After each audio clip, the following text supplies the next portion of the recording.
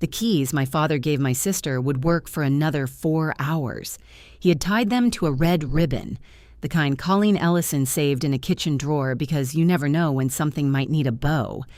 Dad held them over Sadie's empty dessert plate while 23 people watched. "Your own studio," he said. Sadie stared at him. Then she looked at me, her mouth falling open.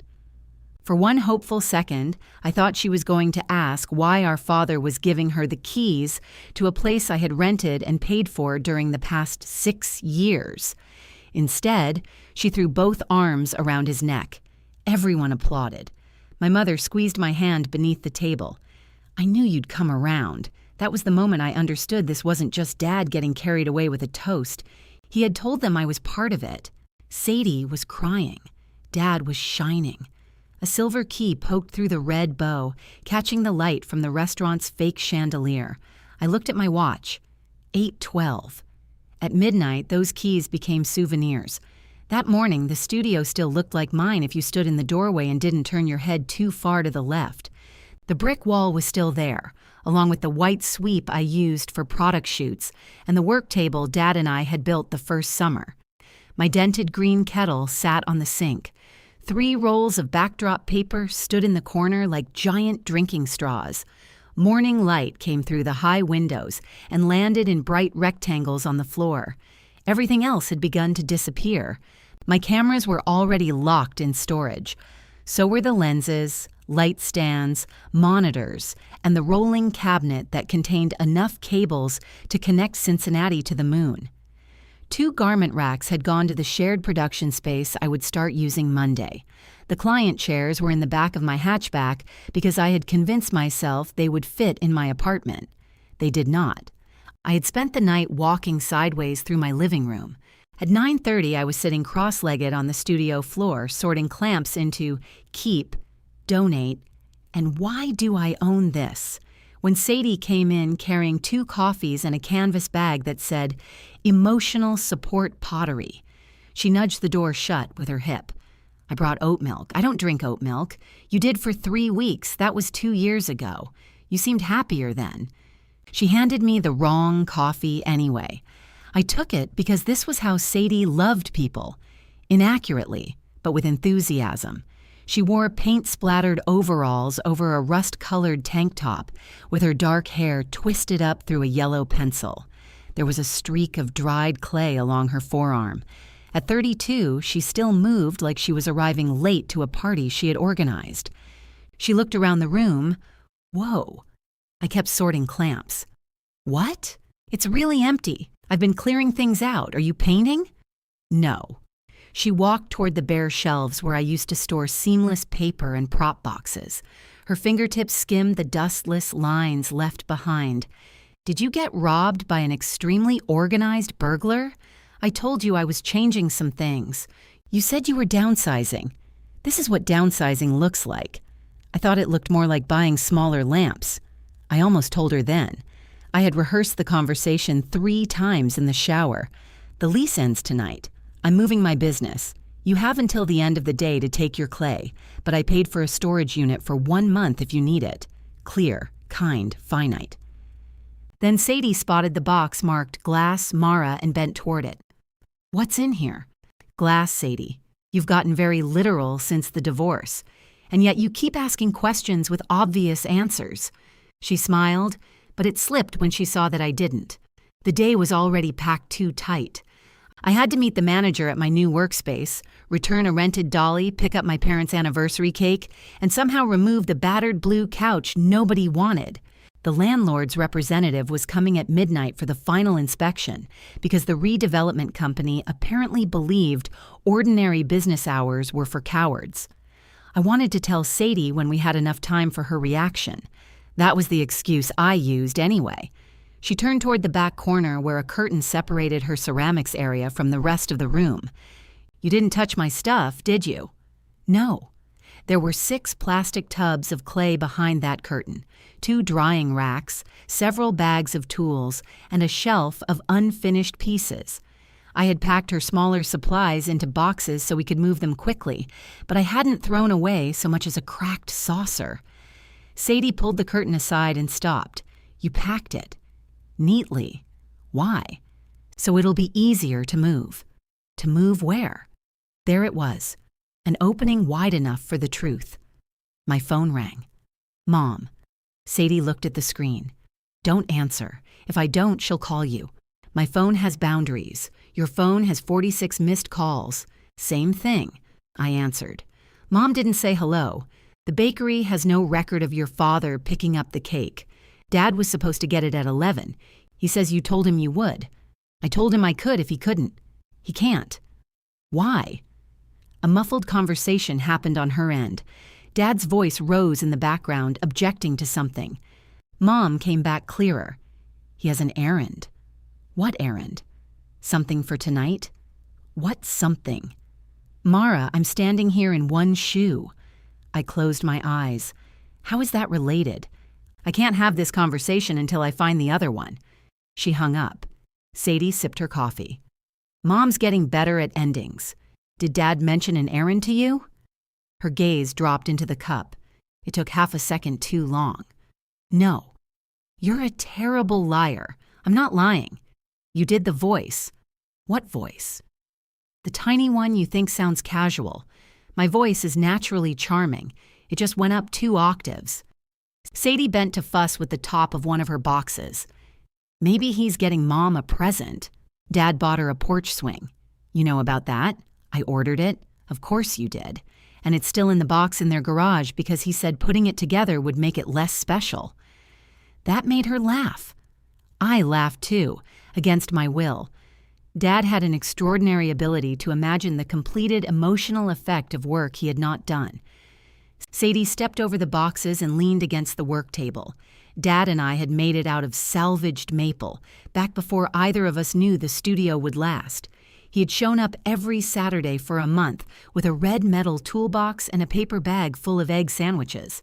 He taught me to measure diagonals before screwing the frame together.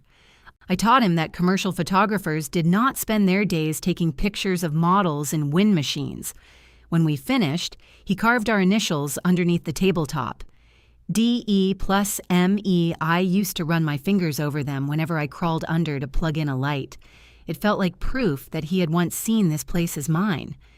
Sadie tapped one of the table's scarred edges. Are you getting rid of this too? No. Good. Dad loves this thing. I love it. That's what I meant. It wasn't, and we both knew it. She pushed away from the table. I should go. I need to finish glazing those bowls before tonight. What's tonight? Her whole face changed. Barely. A little brightness she tried to pull back. Mom and Dad's dinner. You don't glaze bowls for dinner. They're a gift. You said you made them a lamp. I contain multitudes. Sadie. She grabbed her canvas bag. Don't do the interrogation thing. I asked one question. You make one question feel like a hallway with a cop at the end. You've never been interrogated by a cop. Neither have you, Nancy Drew. She kissed 2 fingers and pressed them to my shoulder as she passed. It was affectionate and dismissive at the same time, another Sadie specialty. At the door, she turned back. Don't leave before 6, okay? Why? Just don't. I have to pick up the cake you and Dad are apparently too mysterious to pick up. I'll handle Mom. Those words have never been true. She grinned. Wear something nice tonight. I was planning to wear my emotional support pottery. That's my formal bag. Then she was gone. I stood alone in the center of the room, holding an oat milk coffee I didn't want. By noon, I had loaded 9 boxes, returned the dolly, and argued with the bakery about whether champagne-colored frosting was supposed to look gray. At 1:15, I met Luis, the manager of my new shared space, in a converted warehouse 10 minutes away. My section there was barely a third the size of my old studio. The walls were clean, the freight elevator worked, and the rent included electricity. I would have to reserve the main shooting floor in advance and stop leaving props wherever I pleased. In exchange, I would no longer wake up at 3 in the morning wondering whether a slow month meant I had to take money from savings to keep a beautiful room. Luis handed me a key card. You look sad, he said. I'm excited. You can be both. The building permits it. I liked him immediately, which was inconvenient because I had planned to resent everything about the place. He showed me a metal cage where I could lock equipment. I pictured my gear inside it compressed into reasonable dimensions. No sentimental brick, no high windows, no table with initials underneath. "You'll adjust," Luis said. "Is that your professional opinion?" "No. My professional opinion is that you need to label your shelf, because Theo steals gaffer tape and denies it with unsettling confidence." "At 3, Dad called. "Hey, sweetheart."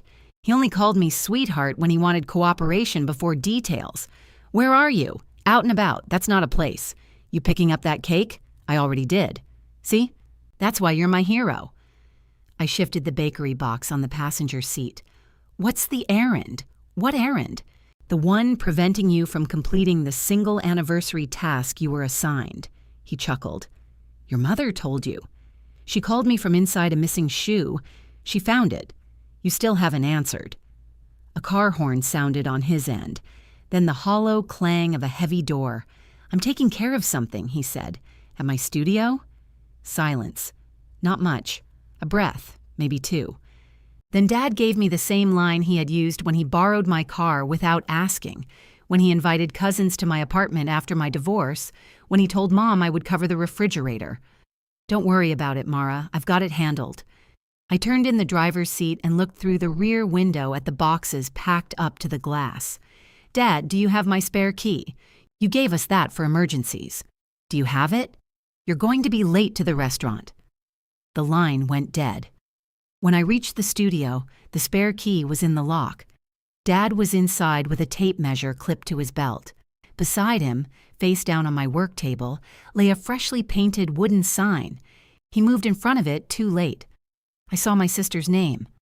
By dinner, Dad had reclaimed his easy smile. Mom wore both shoes.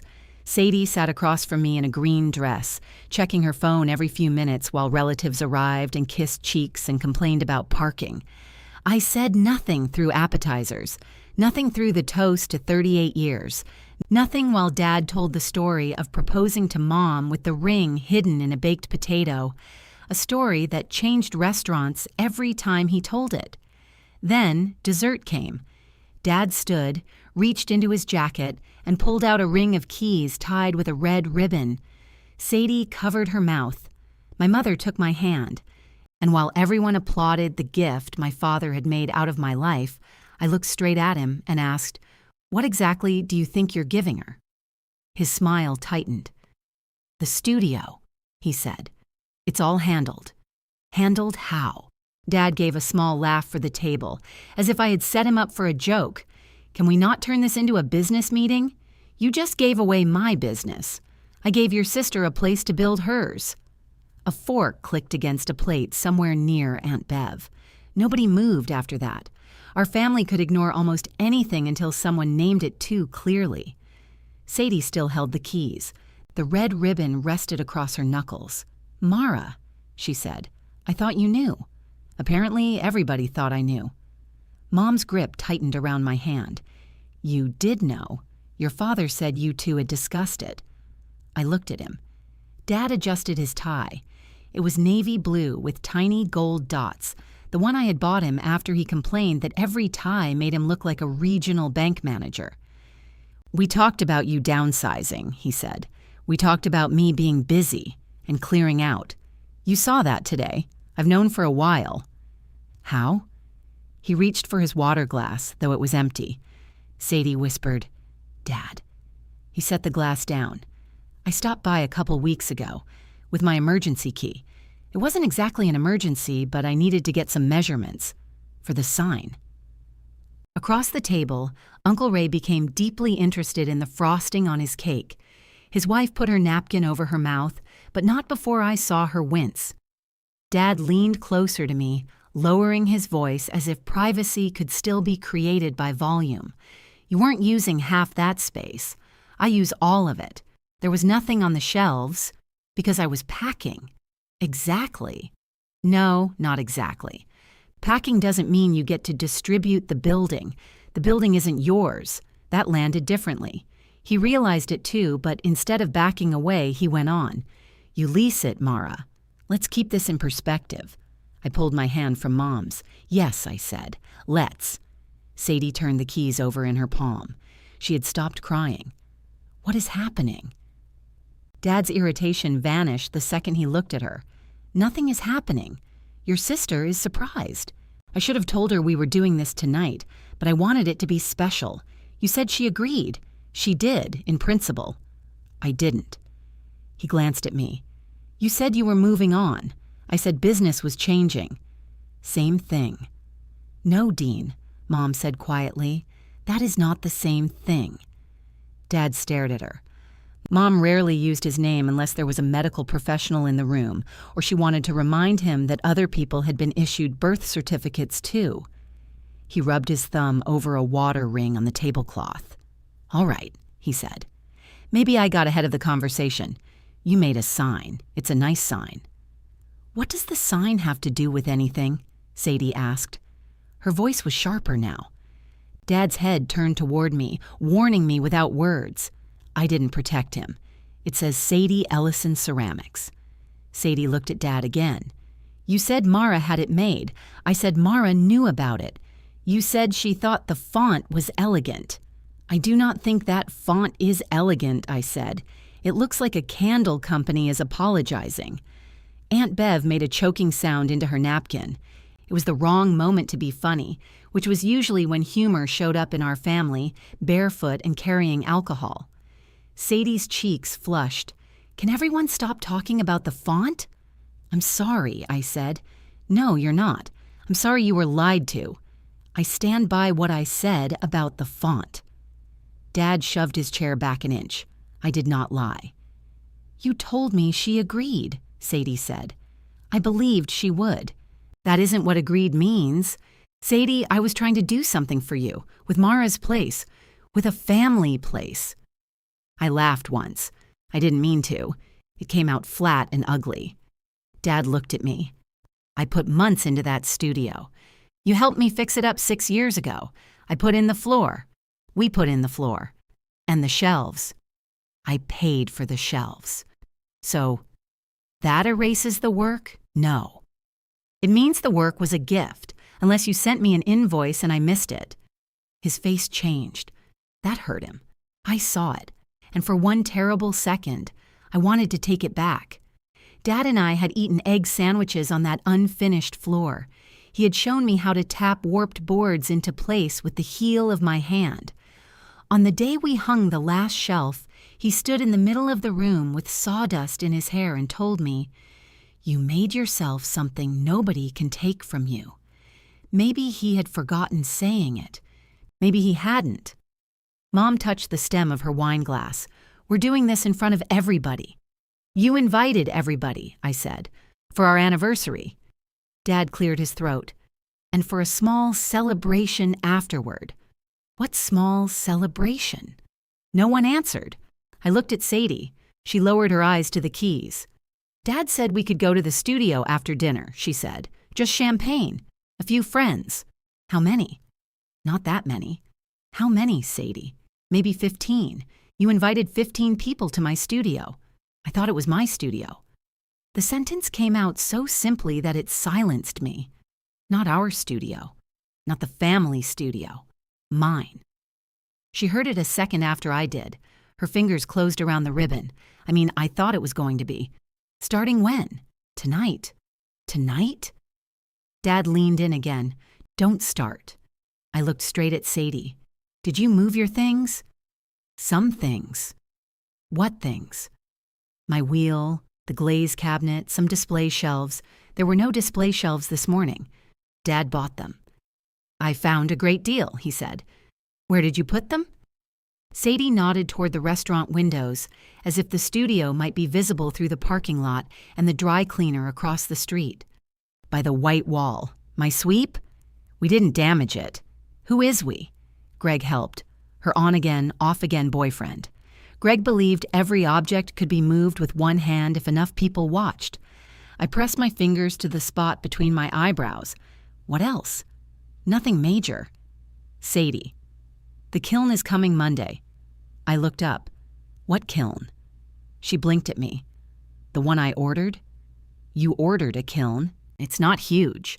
Does it require electricity? Most kilns do, Mara. Does it require wiring the building doesn't have? Dad said he talked to somebody. I turned to him so slowly that Aunt Bev put her fork down. Who did you talk to? The building guy. What building guy? The one who's always there. Gray beard. Drives the white van.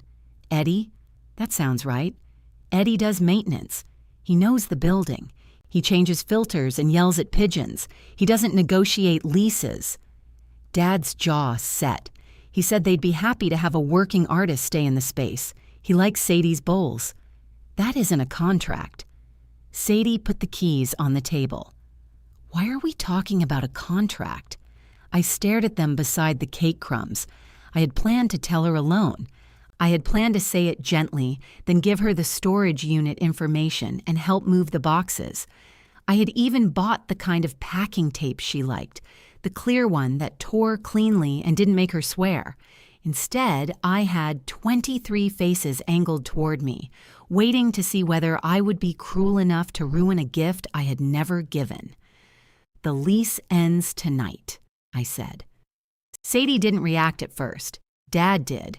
His mouth opened, then closed. Mom's hand went to the base of her throat. The current lease? Sadie asked. The only lease. But it was renewed. No, Dad said it was. Dad looked around as though Eddie might emerge from behind a floral centerpiece and validate him. There's clearly been a communication problem, he said. There hasn't, I told him. I received notice. I chose not to renew. I have to turn over the keys at midnight. Sadie's eyes moved from my face to the ribbon on the table. When did you know? 2 months ago. 2 months? I was going to tell you tonight. She recoiled slightly. After the surprise party? I didn't know there was a surprise party. But you knew I was using the space. I knew you kept supplies in one corner. I teach there.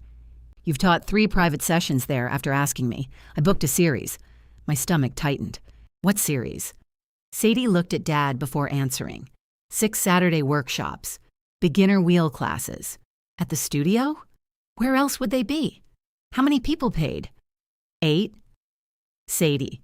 They paid deposits, not the whole thing. I sat back. The restaurant seemed suddenly too warm. Buttercream clung to the roof of my mouth. Dad lifted both hands. Okay, none of this is unfixable. I had heard that sentence from him after the refrigerator died, after he backed Mom's car into a concrete post, after he forgot to mail an insurance form and decided bureaucracy was a personal attack. Unfixable always meant Mara had not started fixing it yet. The new owner offered a lease, Dad said. You said that yourself, at almost double the rent. Then we negotiate.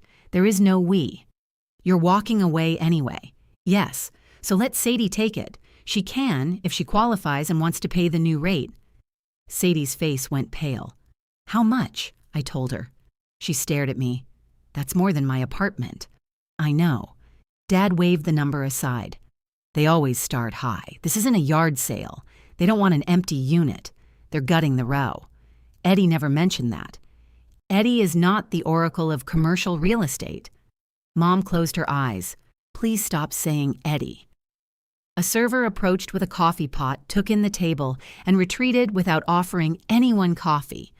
Sadie's phone buzzed. She looked at it. Then it buzzed again. What? I asked. People are heading over. Tell them not to. I can't. Why? Her expression became strange, defensive, ashamed, and a little angry that I had forced her to reveal one more thing. Because 2 of the people coming are shop owners, she said. Dad invited them to see my new collection. Dad jumped in, which is good. She needs contacts. And you needed a free room to impress them in.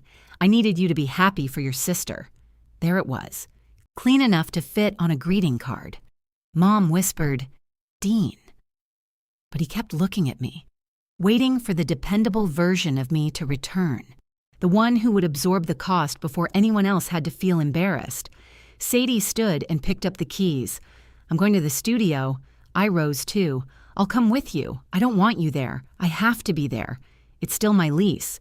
Her eyes filled, but her voice stayed level. For 4 more hours, apparently.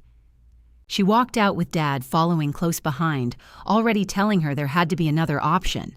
Mom looked at me across the ruined anniversary cake. "You could call someone," she said. "I will." Relief touched her face. "At midnight," I said, "to give back the keys." Mom's relief disappeared so quickly, I almost felt sorry for taking it from her. Almost. She folded her napkin and placed it beside her plate with the careful precision she usually reserved for folding fitted sheets in front of company. "You're angry," she said. "Yes. You have every right to be." Aunt Bev nodded. Uncle Ray examined the ceiling. "But," Mom continued, and Aunt Bev's nod stopped, "Sadie didn't create this situation. No, she just accepted it. She was told it was a gift. She was told my business was a gift. Your father made a mistake. Dad ordered a sign." Mom's mouth tightened. "He gets excited. He trespassed with craft supplies." That is a dramatic word. He used an emergency key to enter a property leased in my name. Uncle Ray cleared his throat. "Technically, that does sound like Ray," Mom said. He picked up his water. People began making their exits with the strained cheerfulness of passengers leaving a bus after a fight. They hugged Mom, shook Dad's empty chair by habit before realizing he was gone, and told me the cake had been delicious. Aunt Bev pressed my shoulder and whispered, "Don't let anyone volunteer your credit card." She had been married to one of Dad's brothers for 31 years.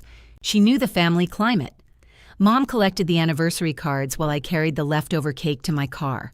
The bakery box no longer closed because someone had cut a slice from the middle instead of the edge. I stood in the parking lot trying to force the cardboard tabs together. Mom appeared beside me. "Leave it," she said. "Your father doesn't need more cake. Neither do I." "Then throw it out. You paid $90 for it." Of course I had. I shoved the box onto the passenger side floor. Mom watched me over the roof of the car. He really thought he had spoken to someone. He spoke to Eddie. He said there was a gentleman who knew the owner. Eddie knows everybody. That doesn't mean he can give away a lease. "You know how your father is." 4 words. Our family constitution. I closed the passenger door. I do know how he is. That's why I'm done converting what he does into something everybody can live with. Mom flinched as though I had accused her personally. Maybe I had. She pulled her wrap tighter around her shoulders. "It's our anniversary. I didn't pick the date." "No, your father did." For 1 second, we almost smiled. Then Mom looked past me toward the road. "I should go over there." "You don't have to. Sadie will need me." I waited. Mom heard the rest without me saying it. Her gaze moved back to my face. "So will you," she said quietly. "Yes." She put one hand on the top of my car, not quite reaching for me. "You never look like you do. That's convenient." She walked away before I could see whether I had hurt her or merely confirmed something she already knew. The studio door was propped open with a terracotta planter when I arrived. Music drifted into the alley, something soft and expensive sounding with a trumpet in it. Through the high windows, the room glowed gold. Dad had transformed it in less than an afternoon. String lights crossed the brick wall. White cloth covered my work table, hiding the initials underneath. Sadie's bowls and vases sat on the new display shelves in careful groups, each one lit by battery candles. The wooden sign hung over my white sweep. Sadie Ellison Ceramics. The font still looked apologetic. There were already 12 people inside. I recognized Greg, 2 of Sadie's friends from the community ceramics room, Dad's neighbor, Frank, and a woman who owned a home goods shop near the river. A man in round glasses stood beside her, turning one of Sadie's blue bowls over to inspect the foot. Dad met me at the entrance. "Keep your voice down," he said. "Hello to you, too. She's upset. You should talk to the person who upset her." "I'm trying to." He took my elbow. I pulled away. "We can work this out," he said. I left a message for Eddie. Is Eddie coming with a lease in his pocket? He can connect us to the right people. The right people already sent me 6 emails and a certified letter. Dad's eyes sharpened. You never told me about a certified letter. Why would I? Because I helped with this place. You don't get copied on my lease because you installed flooring. I would have known what was happening. That's exactly why you weren't copied. He looked wounded again. I was beginning to resent how quickly his hurt could make me feel guilty, even when he had climbed through the window of my life and rearranged the furniture. Behind him, Sadie stood near the work table with a champagne glass held at chest height. She had fixed her makeup. Only the pink around her eyes showed. The shop owner said something to her, and Sadie smiled with professional brightness. Dad lowered his voice further. Just let tonight happen. What does that mean? No scenes, no announcements. Let her have these contacts. Tomorrow we'll sit down and figure out the lease. There is no tomorrow in this space. Then don't say anything until these people leave. I glanced towards Sadie. Do they think this is hers? They think she's launching a studio because you told them she was. Because she is. You still believe that? I believe families find solutions. No, you believe I do. His mouth tightened. The woman from the shop approached us before he could answer. She wore a sculptural black jacket and red glasses that made her look both elegant and mildly alarmed. You must be Mara, she said. Your father was telling me you're the photographer in the family. I'm one of them. She looked confused, then laughed politely. I'm Denise. Your sister's work is lovely. It is. She said you photographed some of her earlier pieces. I did. Such a creative family. And so generous of you to pass the space along. Dad inhaled beside me. I could have corrected her. A single sentence would have done it. Instead, I looked at Dad and said, You've been telling quite a story. Denise's smile thinned. She glanced between us. Dad stepped in. Mara's moving to a new opportunity, and we're still settling the details. Commercial spaces, Denise said. Always details. She escaped toward the bowls. Dad whispered, Thank you. That wasn't for you. I'm not humiliating Sadie in front of a buyer. I knew you'd understand. You didn't hear me. But he was already moving away, energized by the smallest sign that I might resume my assigned position. Greg came over carrying a bottle of champagne by the neck. You want some? I'm driving. So is everyone. That hasn't hurt business. Greg was 34, broad-shouldered, perpetually sunburned, and employed in something he described as project-based landscaping. He and Sadie had broken up twice because he was unreliable, and reunited twice because Sadie considered reliability emotionally unimaginative. He poured me half a glass. I didn't know, he said. About the lease? About any of it. Dean said you wanted the big stuff moved to the back. I looked toward the curtain. The couch I had planned to remove was shoved behind it on its side. Several boxes marked MARA had been stacked around it. A dent split the top of one. What happened to that box? Greg followed my gaze. Which? The one that looks like it was dropped. Oh, that might have been me. Might have? The bottom gave out. It's taped shut. He took a drink. Then I may have misunderstood the event. I walked past him and pulled the box down. Glass shifted inside with a dry, unmistakable clink. Sadie appeared beside me. Not now. Something broke. I'll replace it. You don't know what it is. Then tell me after. I looked at her. Up close, her professional smile was gone. Did you know Dad used my key? No. Did you ask how he got in? He said you gave it to him. Did that sound like me? She wrapped both hands around her glass. Lately, I don't know what sounds like you. What is that supposed to mean? You've been disappearing for months. I've been working. You stopped coming to Sunday dinner. I missed 2 dinners. You never stay when I'm here. Because you turn every family meal into a planning session for something you need. That isn't fair. Neither is finding out you booked 6 workshops in my studio. She looked toward Denise, making sure she was out of earshot. I was going to pay you. When? When the classes started making money. That's not paying me. That's imagining paying me. Sadie set her glass down hard enough to spill champagne onto the white cloth.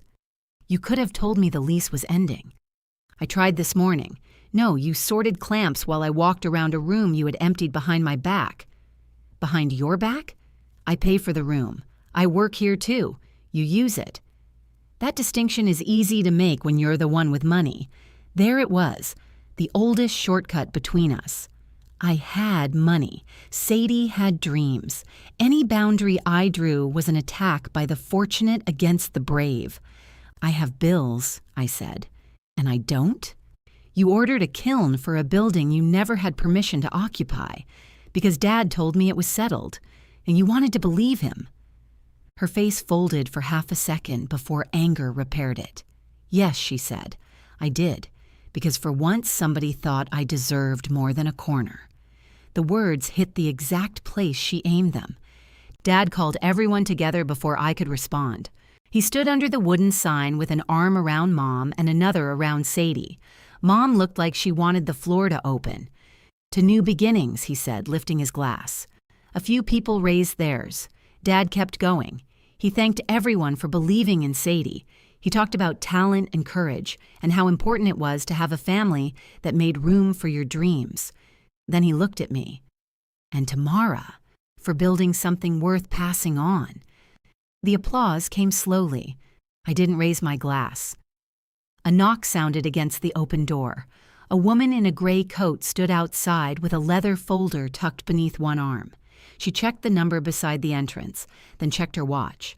Dad's smile flickered. She stepped inside. Mara Ellison? I set my champagne down. That's me. I'm Nina Patel with Halpern Property Management. I'm early, but the final walkthrough can take a while. The room went quiet in pieces as each conversation noticed the silence beside it. Nina glanced at the lights, the shelves, the sign, and the cluster of people holding champagne. I was told the unit would be vacant, she said. It will be. Dad moved forward with the confident smile he used on hotel desk clerks. There's been a misunderstanding. Nina looked at him. Are you Miss Ellison? I'm her father. Then I'll speak with Miss Ellison. Sadie stared at the keys in her hand. Dad turned to me, waiting. I walked to the door and removed the terracotta planter that was holding it open. Party's over, I said. No one moved. Nina Patel glanced at me, then at the room full of people who had apparently mistaken parties over for a line open to interpretation. Do you need a few minutes? She asked. Yes, Dad said. No. We spoke at the same time. Nina shifted the leather folder under her arm. I can begin with the rear utility area. That would help, I said. It won't take long to clear this up, Dad told her. She gave him the polite, blank expression of someone who had spent years dealing with men who believed confidence counted as paperwork. I'll need the tenant present for the walkthrough. I'm present. The tenant. Dad's face reddened. Mom touched his sleeve. Dean, let her do her job. He pulled away, not roughly, but enough for Mom's hand to remain suspended between them. Sadie stood beneath her sign holding the ribboned keys. The home goods shop owner, Denise, picked up her handbag and murmured something to the man with round glasses. They had the good manners not to rush, which somehow made leaving worse. A quick escape could have looked like scheduling. Their slow collection of coats looked like pity. Sadie noticed too. You don't have to go, she told them. We're just sorting out a lease issue. Denise gave her a soft smile. Of course. That was adult language for, we both know I have to go. She took one of Sadie's blue bowls from the display and carried it over. I'd still like this one, she said. Sadie blinked. Really? Really? You don't have to. I know. The man in round glasses bought a tall, cream-colored vase. Two of Sadie's friends each chose a mug. It wasn't enough to save the evening, but it kept it from becoming a total funeral. I watched Sadie wrap the pieces in newspaper with shaking hands. She had made all 4 objects. Whatever else was true, she had made them. Denise handed her a card after paying. Email me in a few weeks, she said, when things are settled. Sadie nodded too hard. I will. Dad's shoulders loosened, as if Denise had just confirmed his whole plan had merit. When the last guest left, Nina returned from behind the curtain. The utility sink is clear, she said. There are some patched holes and ordinary wear. We'll note those. The larger issue is removing everything by midnight. She gestured toward the shelves, ceramics, stacked boxes, couch, work table, and sign. Dad smiled. About that. I think we should discuss an extension. Nina looked at me. Are you requesting one? No. Mara, Dad said. Nina opened the folder. The renovation contractor takes possession in the morning. Even if Ms. Ellison requested an extension, I couldn't authorize it. 1 night, Dad said. We need 1 night. It's 10:16. Exactly. We need more than an hour and 44 minutes. Nina checked her watch, perhaps confirming time still worked normally. What happens if the room isn't empty? I asked. Removal and disposal costs are billed to you. Items of obvious value may be stored, also at your expense. Dad spread his hands. See? We have options. I'm not paying strangers to throw out my things. Our things, Sadie said automatically. Then she closed her eyes. Sorry, she whispered. It was the first apology anyone had offered me that night. I took out my phone. Greg, do you still have the landscaping trailer? He nodded. It's full of mulch. Of course it is. It's clean mulch. Call whoever owns a truck, Dad said. I can take the shelves in my SUV. You brought Mom. She can ride with you. Mom made a small sound of protest, then apparently decided this was not the moment to defend her transportation rights. Greg called 2 friends. Sadie's pottery classmates stayed to help. Nina continued the inspection while we turned Dad's surprise launch party into an emergency move. The string lights came down first. Dad had fixed them to the brick with removable hooks that were not as removable as advertised. One pulled away a coin-sized patch of paint. He stared at it. They'll charge you for that. I know. I'll touch it up. With what paint? The white. The wall is brick. I know that. He was holding a roll of white electrical tape. Mom took it from him. Greg and his friends carried the display shelves into the alley. One friend owned a pickup, but its bed contained a rusted lawnmower and 6 bags of topsoil. He offered to stack the shelves on top. Absolutely not, Sadie said. They're from Target, Dad told her. They can handle it. That isn't how furniture works. Dad looked at me as though I had created a daughter who disagreed with him. I began carrying my boxes to my car. The crushed one was heavier than I remembered. When I lifted it, broken glass slid across the bottom. Sadie heard. I said I'd replace it. You still don't know what broke. I set the box on the work table and cut through the tape. Inside were 6 hand-blown tumblers a client had given me after a catalog shoot. 4 were intact. 2 had shattered into pale green pieces. Sadie leaned over the box. Those. Yes, those. They're cups. Thank you for identifying them. I thought it was something important. I looked at her. She winced. That came out wrong. They were important enough that I packed them. I'll pay for them. With the workshop deposits? Her head snapped back as if I had slapped her. The cruelty was so easy. That frightened me more than the anger. I folded the cardboard flaps over the glass. I shouldn't have said that. No, you shouldn't have. Sadie walked away before I could offer anything more useful.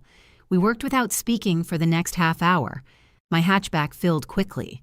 Greg's friend made a trip to my parents' house with the shelves and returned with blue tarps. Mom carried small boxes to Dad's SUV, reading every label aloud as if narrating might prevent loss. Glazes, cone 6, tools, aprons, more glazes. Sadie, how many glazes do you own? They're different colors. They all look gray. They change in the kiln. That feels dishonest. Even Sadie smiled at that. Dad disappeared into the alley to call Eddie. I could hear his side of the conversation through the open door. No, I understand you don't handle leasing. I'm asking who does. A pause. Then who told you the unit could stay creative? Another pause. No, you said the owners liked having artists. Longer pause. Well, those are not entirely different statements. They were entirely different statements. Dad came back inside with his phone in his hand and no explanation. Sadie was wrapping unfinished pieces in towels. What did he say? He gave me a number. Whose? An office. Are they answering at 11 at night? We'll leave a message. Sadie stared at him. You never talked to anybody who could renew the lease. I talked to Eddie. Eddie feeds pigeons. He also works here. You told me it was done. I believed it was. You told me Mara signed off. I believed she would. Sadie's hands tightened around a towel-wrapped vase. Dad looked at me as if I had arranged the questions. I was trying to support you, he said to her, by making things up, by moving things forward. That's the same excuse Greg uses when he forgets to ask before cutting down a tree. From the alley, Greg yelled, "That was one time." Sadie shut her eyes. Nina reappeared with a checklist. The rear area is complete. I'll need access to the electrical panel. Dad turned toward her, relieved to have a task he understood. I'll show you. He led her away as though he owned the panel. Sadie kept rapping. I gave notice at Clay Commons, she said. I stopped beside the box I was carrying. When? Last week. You paid month to month. I know. Can you undo it? My spot is already gone. There was a waiting list. I wanted to ask why she hadn't told me. That question had become useless. Everyone had been operating inside a version of events Dad created, and apparently I was the only person omitted from the script. How much are the deposits? I asked. Don't. I'm trying to understand. No, you're calculating. I can see your face doing math. 8 people. 6 classes. I said don't. She lowered the vase into a box and folded the towel over it. I can refund them, she said. It'll take me a little time. How much time? Her eyes flashed. There's the math face again. I'm asking because they'll ask you. I know how customers work. Do you? The question came out before I could stop it. Sadie went still. Then she nodded once, as if filing the insult somewhere safe. Take your boxes, Mara. Sadie, please. So I did. The work table was the last large thing left. Greg ran his hand along the edge. This is solid. Dad and I built it, I said. Dad looked up from coiling an extension cord. We did. It would not fit in my car. The shared workspace had tables and no room to store another. My apartment couldn't hold one more chair, much less 8 feet of maple. Dad saw the answer before I said it. I'll keep it in the garage, just until I figure something out. Of course. He sounded almost tender. For a second, the whole night narrowed to the two of us standing on opposite ends of something we had made together. Then he said, See? We're solving things. I let go of my end. No, we're moving a table. The pickup returned at 11:47. We strapped the work table down over the clean mulch. The couch went in last, balanced upright and tied with enough rope to restrain a parade float. Sadie's clay filled Dad's SUV. Mom sat in the passenger seat with a box of glaze jars on her lap. At 11:58, the studio was empty except for Nina, Sadie, Dad, and me. Without the shelves and lights, the room looked larger. The white sweep had a black scrape where the display unit had stood. Pale squares marked the brick where my photographs once hung. Sadie walked to the middle of the floor. Her heels clicked in the emptiness. She held out the ribboned keys. I took them from her. The red bow was crushed now, one tail darkened by champagne. Dad said, We can still call in the morning. No one answered. Nina checked the utility meter, noted the key count, and gave me the final form to initial. I signed beneath the line acknowledging surrender of the premises. Dad hovered beside my shoulder. You could write that you're leaving under protest. I'm not. You don't know what leverage we have. There is no we. I handed Nina the keys. Sadie watched them disappear into Nina's leather folder. Nina locked the front door from the outside and tested it once. The keys Dad had presented less than 4 hours earlier were already on the other side. For a moment, all 4 of us stood in the alley beneath the security light. Dad shoved his hands into his pockets. Well, he said, we'll figure out where the kiln goes tomorrow. Sadie looked at him. It's being delivered to your house. Mom lowered her window. Excuse me? Dad turned toward me. That old reflex passed across his face before he even opened his mouth. Mara knows more about commercial deliveries than we do. No, I said. He blinked. No what? No, Mara isn't figuring this one out. I got into my car with a ruined anniversary cake at my feet and broken glass behind my seat, and left them standing beside a door none of us could open. The cake slid sideways when I turned onto my street. I heard the box hit the passenger door, followed by the soft collapse of $90 worth of champagne-colored frosting. Under any other circumstances, I might have pulled over. Instead, I kept driving. At home, the 2 client chairs blocked the path from the front door to the kitchen. I squeezed between them, carrying the box of broken tumblers, clipped my hip on an armrest, and nearly dropped the intact glasses, too. My apartment smelled faintly of cardboard and the basil plant dying above my sink. I set the box down, removed my shoes, and stood in the middle of the clutter. For 6 years, I had ended late studio nights by locking the alley door, checking it twice, and driving home with the relief of knowing the work would still be there tomorrow. That night, my equipment existed in a storage unit, my work table was traveling in a pickup full of mulch, and my father's anniversary cake had become a floor-level abstract. My phone buzzed. Dad. I let it stop.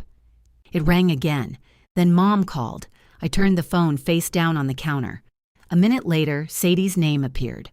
I watched that call ring all the way through, too. The voicemail notifications arrived one after another. Dad left 2. Mom left 1. Sadie didn't leave any.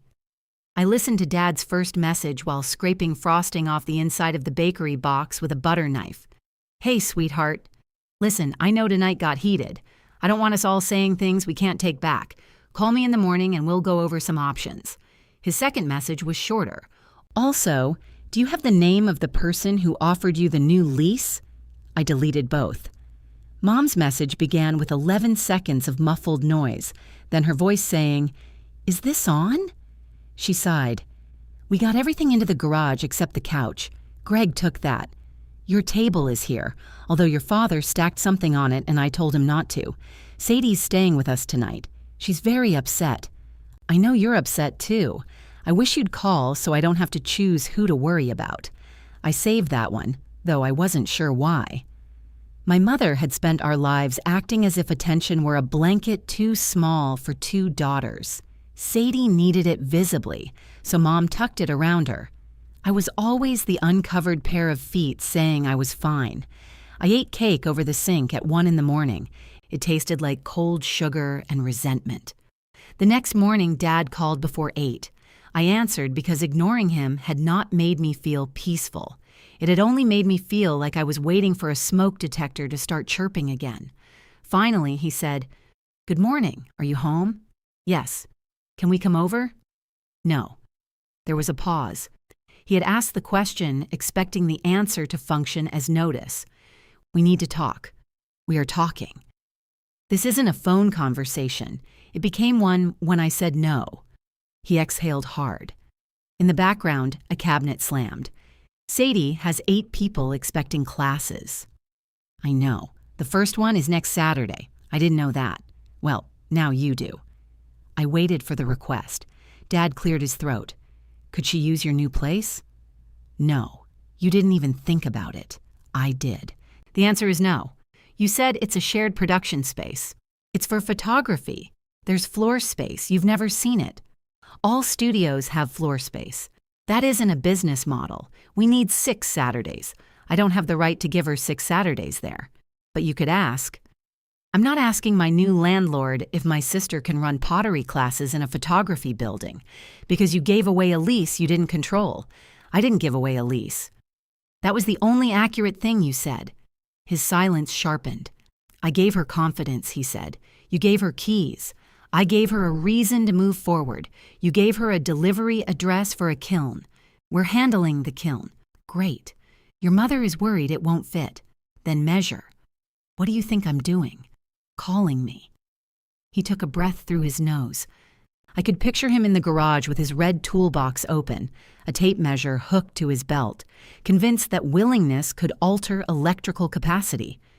Can you at least send me the property manager's number? He asked. No. Why? Because Nina told you she couldn't extend the lease. I'm not talking about Nina. I mean somebody higher up. There is no appeal process for a decision I made. You made it without consulting anybody. Yes, we're your family. And it was my lease. Do you hear how cold that sounds? I looked at the chairs blocking my hallway, the broken glasses on the counter, and a stripe of gray frosting on the passenger seat visible through my apartment window. It sounds accurate. He hung up. An hour later, Mom texted a picture of the garage.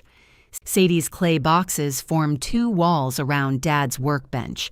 The Target shelves stood in front of the water heater. My maple table was pushed against the far wall with the wooden sign resting on top. Someone had placed the porch swing box across it diagonally. Mom's message said, "Your father says this is temporary." I replied, "Move the porch swing. It could warp the tabletop." 3 dots appeared. Then I told him. I had reserved a storage unit near Sadie's apartment before any of this happened. It was 6 feet by 8, climate-controlled, and paid through the end of the next month. My original plan had been to hand Sadie the access code with enough time to move her supplies gradually. Now the reservation sat in my email like an apology drafted before the offense. I forwarded it to her with 1 sentence. "This is available for your clay and equipment through next month if you want it." She replied 12 minutes later. "I don't need charity." I typed, "It isn't charity." Then deleted it, because of course it was. I tried again. It was part of the plan before Dad's surprise. Her response came immediately. "You had a whole plan except telling me." That one stayed on the screen. I set the phone aside and began unpacking the box of intact tumblers. One still had a label from the chute on the bottom. Lake Moss Glass Spring Collection. Sadie had styled that catalog with me. She arranged limes and fern leaves around the glasses and made the client laugh after he spilled tonic water down his shirt. We worked 14 hours that day, and when the invoice was paid, I gave her 20% because she had done more than assist. She used the money to enroll in her first wheel-throwing course. There had been a version of us that knew how to share without taking. I sent one more message. "The unit is yours if you want it. I won't bring it up again." She didn't answer. On Sunday, nobody called. I took the crushed box apart, wrapped the broken glass in newspaper, and moved 1 client chair into my bedroom. It looked ridiculous beside the dresser, like someone might sit there and interview me about my socks. I drove to the storage unit and found the box containing my bedding props. I dug out a faded quilt and spread it over the chair. That made it look intentionally ridiculous. The silence from my family should have been restful. Instead, I kept checking my phone for evidence that they were angry in an organized way. At 4, Aunt Bev texted, "Your father tried to call Ray about commercial negotiation strategy. We are going to the movies and turning off our phones." I replied, "Enjoy." She sent back, "We don't even care what's playing." I laughed alone in my kitchen. Monday morning, I arrived at the shared workspace with 2 cameras, 1 lighting case, and a determination to behave like I had chosen a sensible new phase of my career, instead of being evicted from my own memories by a redevelopment schedule and my father's ego. Luis buzzed me in. "You're early," he said. "I'm nervous." That's less flattering. He showed me how to reserve the shooting floor through the building calendar. My section had a metal desk, 2 shelves, and the locking equipment cage. Someone had taped a label above it. "Myra, do not steal gaffer tape." A second line had been added underneath. "Unless you're Theo, is that going to be a problem?" I asked. Luis considered it. "Only if you own gaffer tape." The simplicity of the place unsettled me. There was no kettle, no curtain hiding clay dust, no work table marked underneath by my father's pocket knife. Nothing needed fixing. Nothing knew me. I put my camera case in the cage and locked it. My first client arrived at 10, a small skincare company that needed photographs of 6 glass bottles by the end of the day. The work was clean and boring, exactly what I needed. I arranged the bottles on pale stone, adjusted the reflection cards, and forgot my family for 12 consecutive minutes. Then my phone began vibrating across the metal desk. "Mom." I silenced it. It started again. "Dad." I silenced that too. Luis looked over from the editing station. "Emergency? If it is, I'm not qualified." The third call came from an unknown number. I stepped into the hall and answered. "Is this Mara Ellison?" "Yes." A man spoke over a loud engine. "I've got a kiln delivery at 2814 Vale Road.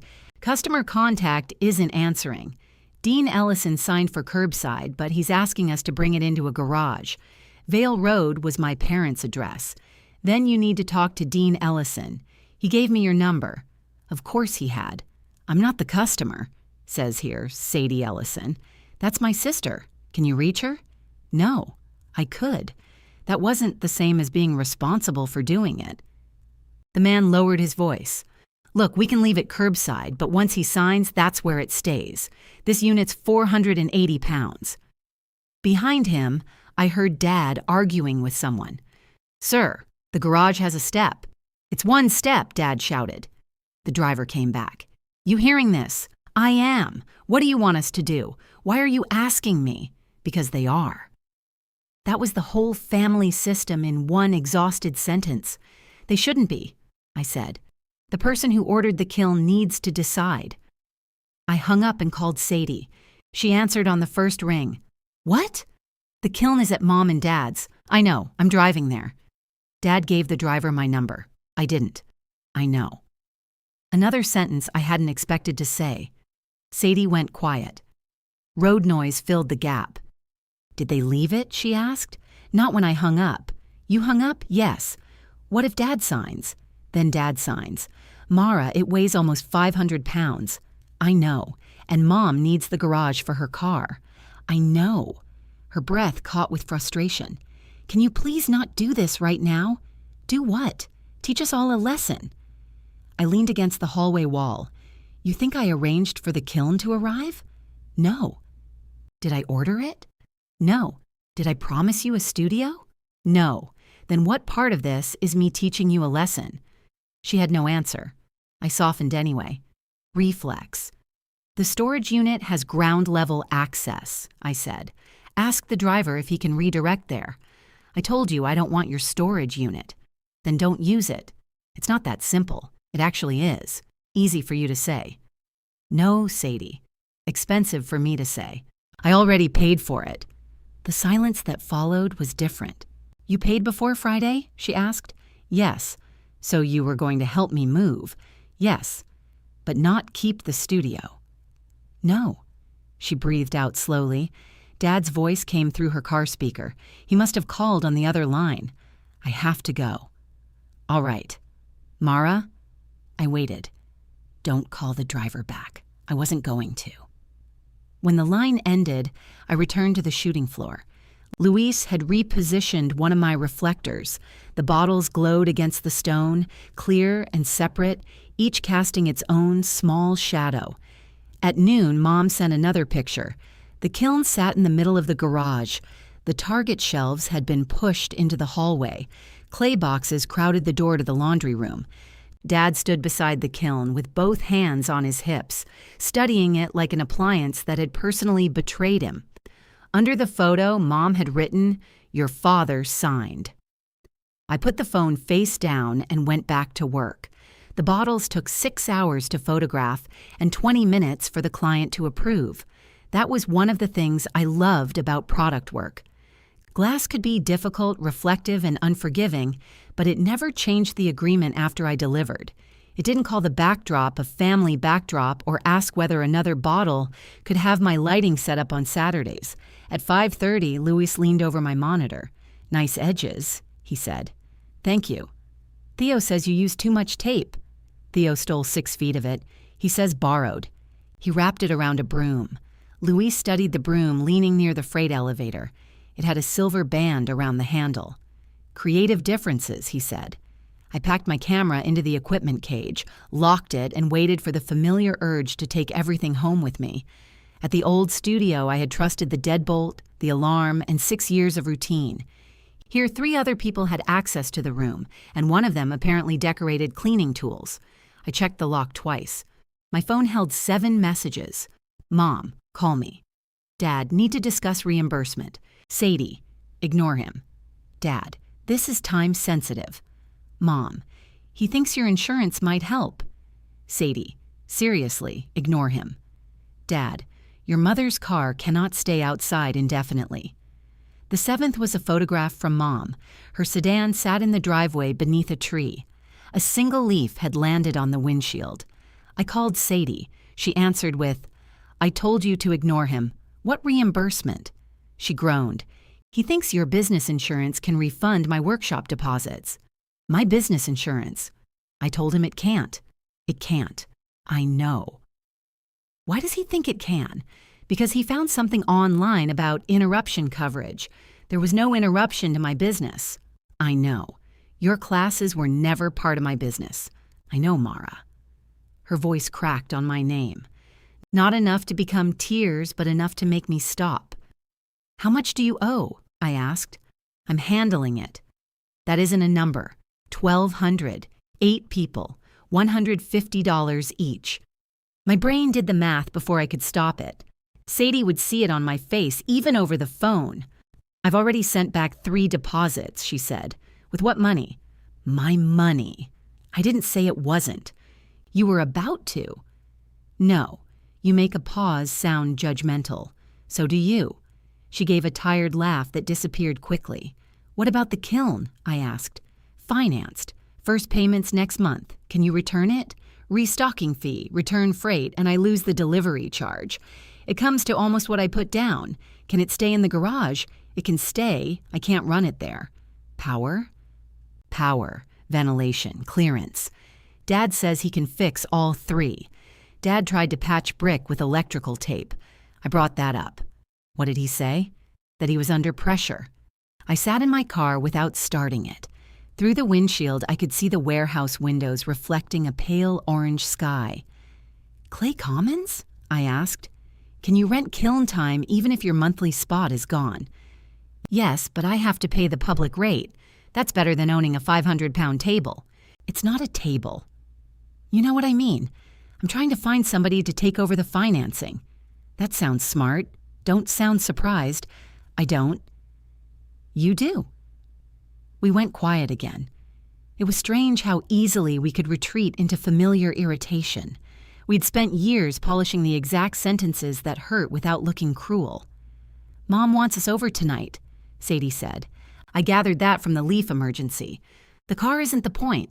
"I know. Are you coming?" "No. She says we need one conversation where nobody walks out. Dad walked out of the restaurant before I did. She means you." "I know."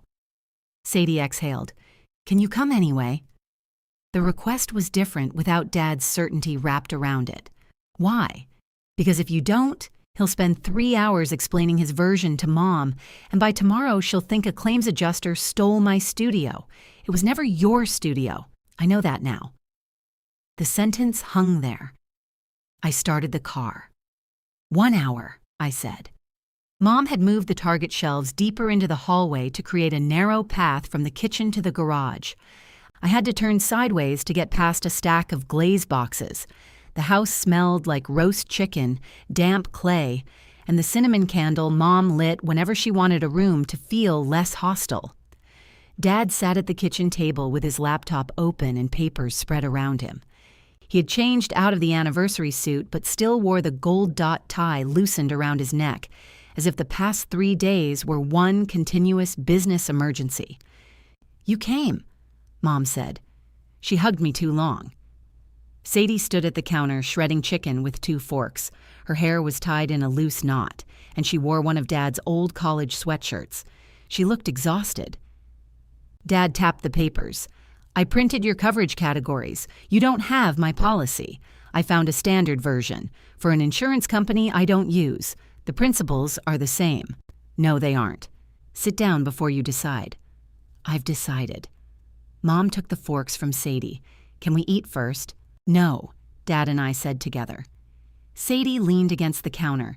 "This is why you two shouldn't build furniture." Dad ignored her.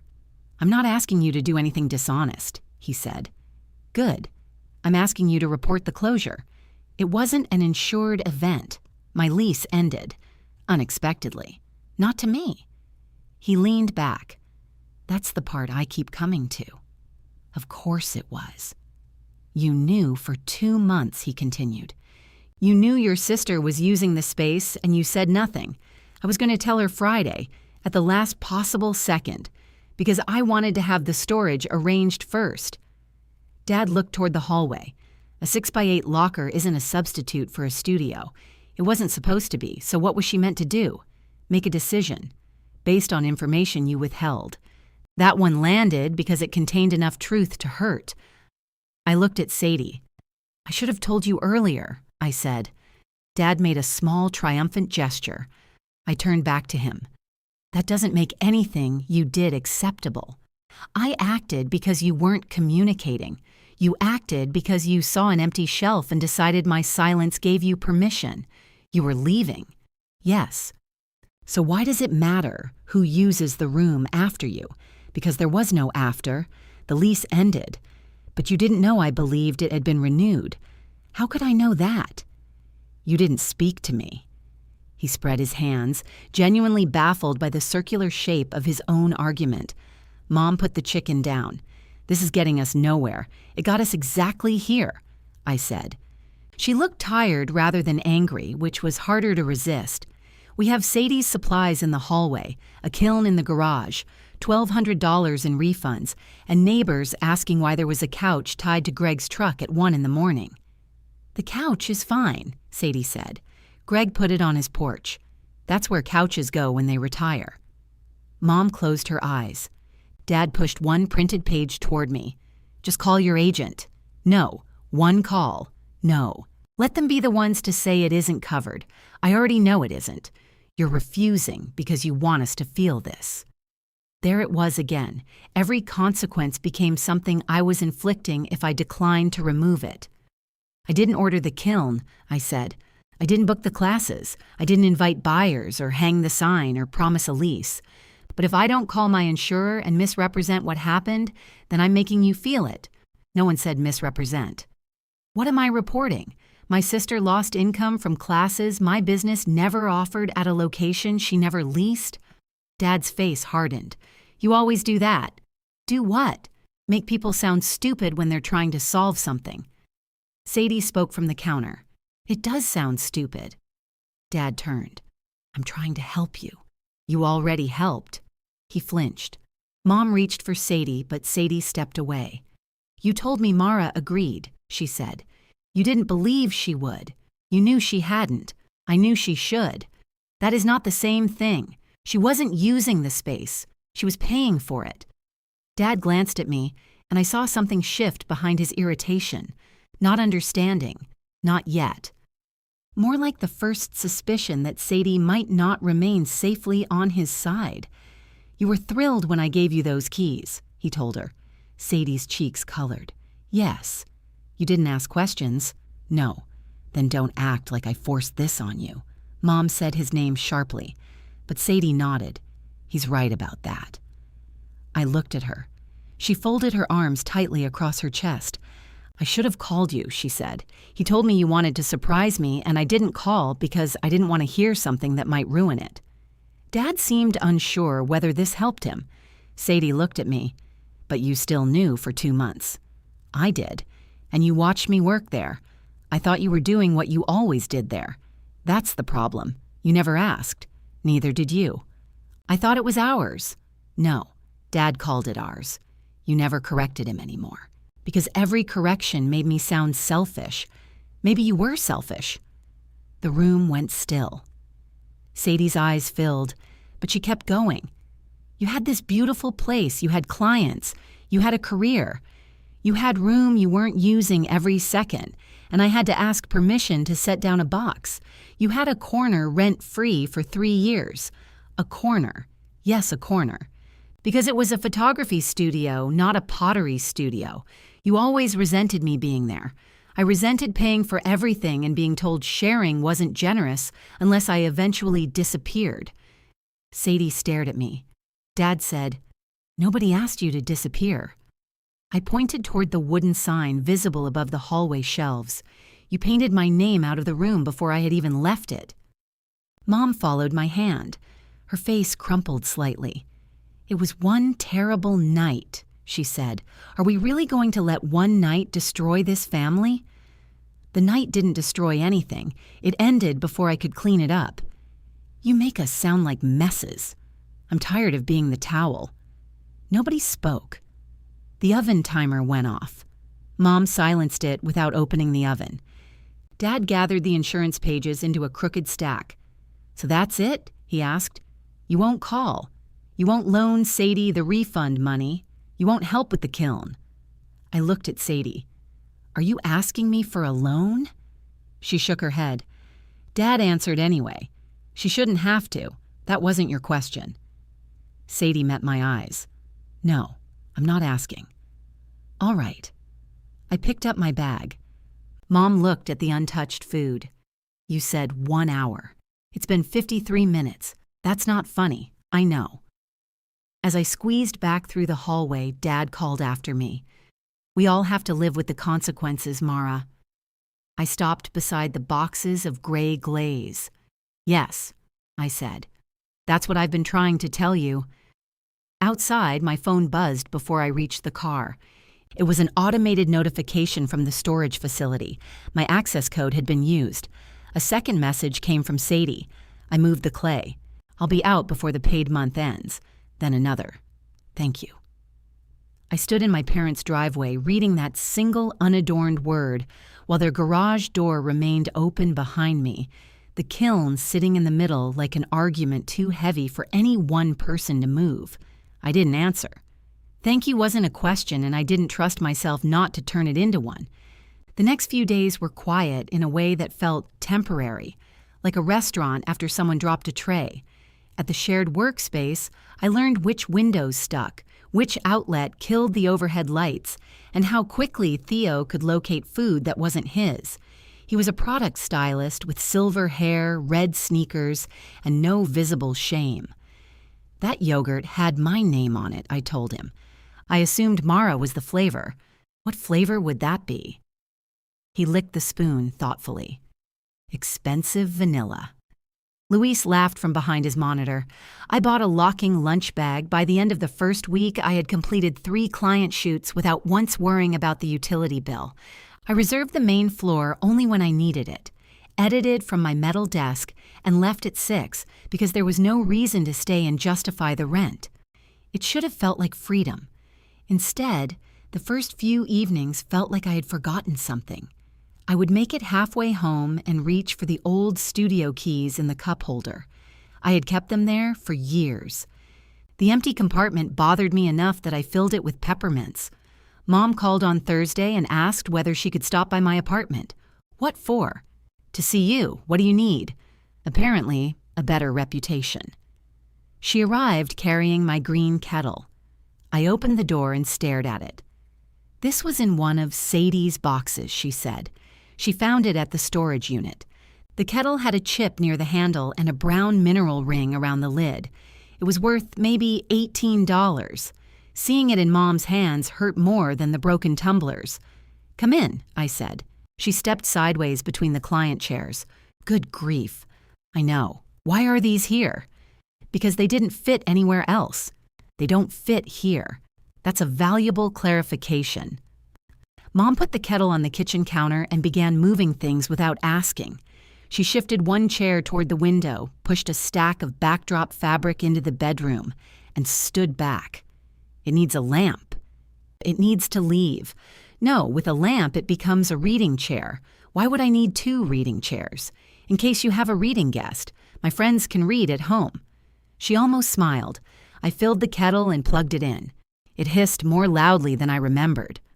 Mom sat at the counter and removed her rings one by one, lining them up beside her. She only did that when she was nervous or making dough. "Your father told Ray you closed the studio without warning anyone," she said. "I didn't owe anyone warning." "I know." I turned toward her. She looked at the kettle. I corrected him. "What did you say?" "That you had known for 2 months, which meant it wasn't without warning. It was without warning us. That's not the same thing." "No." The kettle clicked off.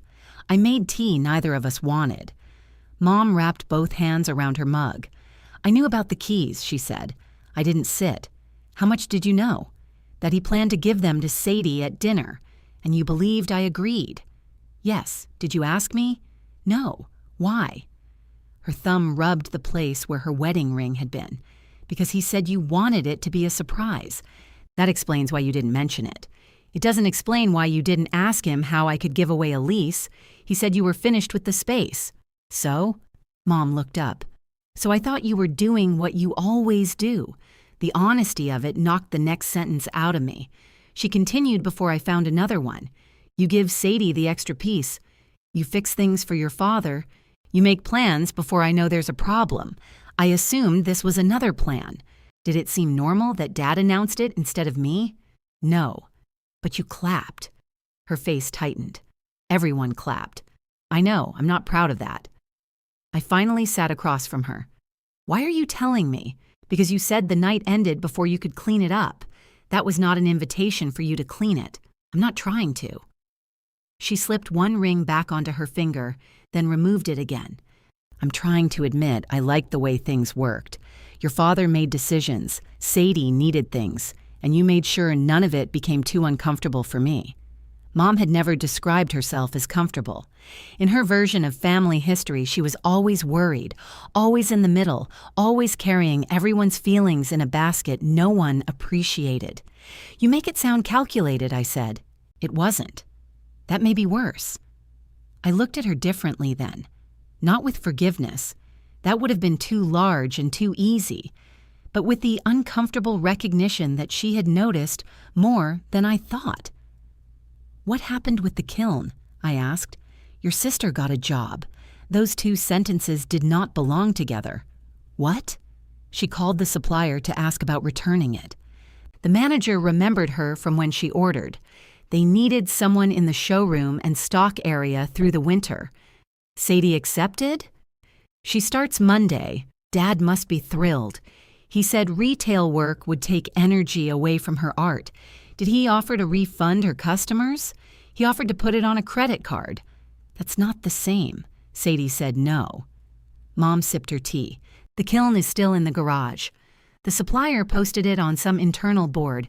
If another customer takes over the financing, they'll arrange pickup. And until then? Your father parks in the driveway. Your car was the one outside. I corrected that too. This time, I did smile. Mom stayed for 40 minutes.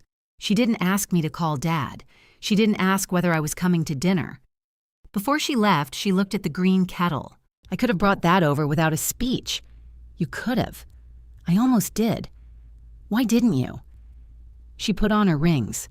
Because I'm trying not to make you ask the right question before I give the real answer. After she left, I moved one client chair beside the window and switched on the floor lamp. It did look intentional. I hated that she was right. The storage facility sent me usage notifications twice that weekend. Sadie's code opened the gate Saturday morning and again Sunday afternoon. I told myself I wasn't monitoring her. Then I checked the times. She stayed less than an hour each visit. On Tuesday, I went to retrieve a case of slate tiles for a cookware shoot. Sadie's car was parked near the ground level units with the trunk open. She stood inside the locker, transferring clay tools into plastic crates. Most of the larger boxes were gone. The drying racks had been dismantled and leaned against one wall. She saw me and straightened. I'll be done soon. I came from my own unit. Oh. We had lockers 3 doors apart. I unlocked mine and began moving boxes so I wouldn't have to decide whether to stay. Sadie appeared at the doorway a minute later. Mom took your kettle? Yes. I didn't pack it. I know. Greg did. That tracks. She leaned against the metal frame. Her hands were dusted white. 3 more refunds went out. That's good. 2 left. Do you have enough? Yes. I waited. She rolled her eyes. From working. Not from Dad. I didn't ask. You did the face. My back is turned. I can hear it. I found the slate case and pulled it forward. Sadie came in to help without offering. We lifted it between us and set it near the door. What are you doing with the clay? I asked. Taking it to the supplier. Employees get storage space for opened materials. That's useful. I'll rent kiln time at Clay Commons until I figure out something cheaper. You can still rent there? By the hour. Public rate. I'm glad. She wiped her palms on her jeans. Dad thinks the job is temporary, isn't it? Everything is temporary if you wait long enough. That sounded like something I would say. I didn't mention it. She looked into my unit at the labeled cases and shelving. Did you close the studio because you couldn't afford it? The question held no accusation. That made it harder to answer. I could pay the rent. That's not what I asked. I sat on the slate case. The new rate would have made the business work for the room instead of the room working for the business. So you could have kept it. Technically. But you didn't want to. I wanted the place. I didn't want what it was costing me. Sadie stared at the floor. I would have helped. With the new rent? Eventually. I looked at her. Okay, she said, I hear it now. Hear what? How that sounds. She sat on an overturned prop crate across from me. For what it's worth, I didn't think you were struggling. I wasn't. You know what I mean? I did. Our family treated struggle as the only acceptable reason to stop giving. If I still had money, time, or strength left, then I hadn't reached the part where I was allowed to say no. I was tired, I said. Sadie nodded. Dad said you were bored. Dad never asked. He said photography had become too corporate for you. I photographed shampoo bottles. It was always corporate. He made it sound like you were going to travel and do art. I'm going to use the smaller space and rebuild my savings. That does sound less magical. It's very magical when the electric bill arrives. She picked at a strip of dried clay on her thumb. I thought you were leaving the room because you'd outgrown it, she said. Then Dad made it feel like maybe I was growing into it. I didn't know how to answer without either comforting her or defending myself. Sadie looked up. When he handed me those keys, part of me knew it was strange. How strange? Like a sweater with the security tag still on it. Despite myself, I laughed. She did too, but her eyes stayed wet. I should have asked, she said. Yes, you should have told me. Yes. We sat with that. Two truths, neither canceling the other. A cart rattled somewhere along the row of units. Sadie stood. I have to get to work. I thought you started Monday. That was yesterday. Right. You've lost track of time. I've been photographing cookware. A known side effect. She lifted one end of the slate case. I took the other. We carried it to my car without speaking. After we loaded it, she shut the hatch and stepped back. Dad says you're punishing him. I'm not doing anything to him. He says that's the punishment. I leaned against the car. What do you think? I think he's waiting for you to miss being needed. The answer surprised me. Sadie glanced toward her open storage unit. I think I was waiting too. Then she returned to her crates, leaving me beside the car with nothing to fix and no idea yet what to do with that. I did miss being needed. That was the humiliating part, not the phone calls or the errands themselves. I didn't miss picking up prescriptions, comparing refrigerator warranties, or explaining to Dad that replying unsubscribe to a person was not the same as blocking them. I missed the tiny rush that came before resentment, the moment when everyone looked at me and I knew the answer. At work, nobody needed me in quite the same way. Luis needed invoices sent on time. Theo needed me to stop accusing him of theft when he used my light meter without permission. You left it on the desk, he said. In my section. Sections are emotional borders. They're marked with yellow tape. Emotional yellow tape. He returned the meter with a blueberry fingerprint on the display. I ordered cleaning wipes and added them to my cage. The new space began developing routines around me. I brought in the green kettle. Luis contributed a jar of instant coffee so dark it looked industrial. Theo hung a tiny disco ball from the handle. On Fridays, someone ordered sandwiches, and nobody assumed I would place the order or pay for it. Sadie texted me only practical updates. Refund 7 cents. Kiln buyer interested. Storage will be empty by the 28th. I answered in the same language. Good. Let me know. Thanks. We were talking like co-workers after a disagreement neither wanted reported to management. Dad didn't contact me at all. Mom lasted 11 days before adding all 4 of us to a group text called Ellison Reset. Dad immediately changed the picture to an old family photo where my eyes were closed. Sadie changed it to a picture of the kiln. I muted the conversation. The next morning, Mom sent me a separate message. I would like my porch swing assembled before I'm too old to use it. I replied, "Ask the man who bought it. Your father says there is no room to work in the garage. The kiln was supposed to be picked up Friday. It was. Then there's room. There are shelves. Move the shelves. There is also your table." I stared at that message longer than it deserved. Mom added, "I would like one thing from my anniversary that is not a crisis." That was how I ended up at their house on Saturday morning, wearing old jeans and carrying the socket set Dad had given me for Christmas 3 years earlier. The garage door was open. The kiln was gone, leaving a square of clean concrete in the center of the floor. My work table remained against the far wall. The Sadie Ellison ceramics sign lay face down on top of it, covered by a blue tarp. The porch swing pieces were spread across the driveway. Dad sat on an overturned bucket, studying the instruction booklet with his reading glasses low on his nose. "You didn't need to come," he said. "Good morning. I told your mother I could do it. She told me you couldn't. I said I couldn't do it in the garage. We're in the driveway, because I moved everything." I looked at the open space where the kiln had been. Sadie found a buyer? The supplier did. That's good. Dad turned a page too hard and tore the corner.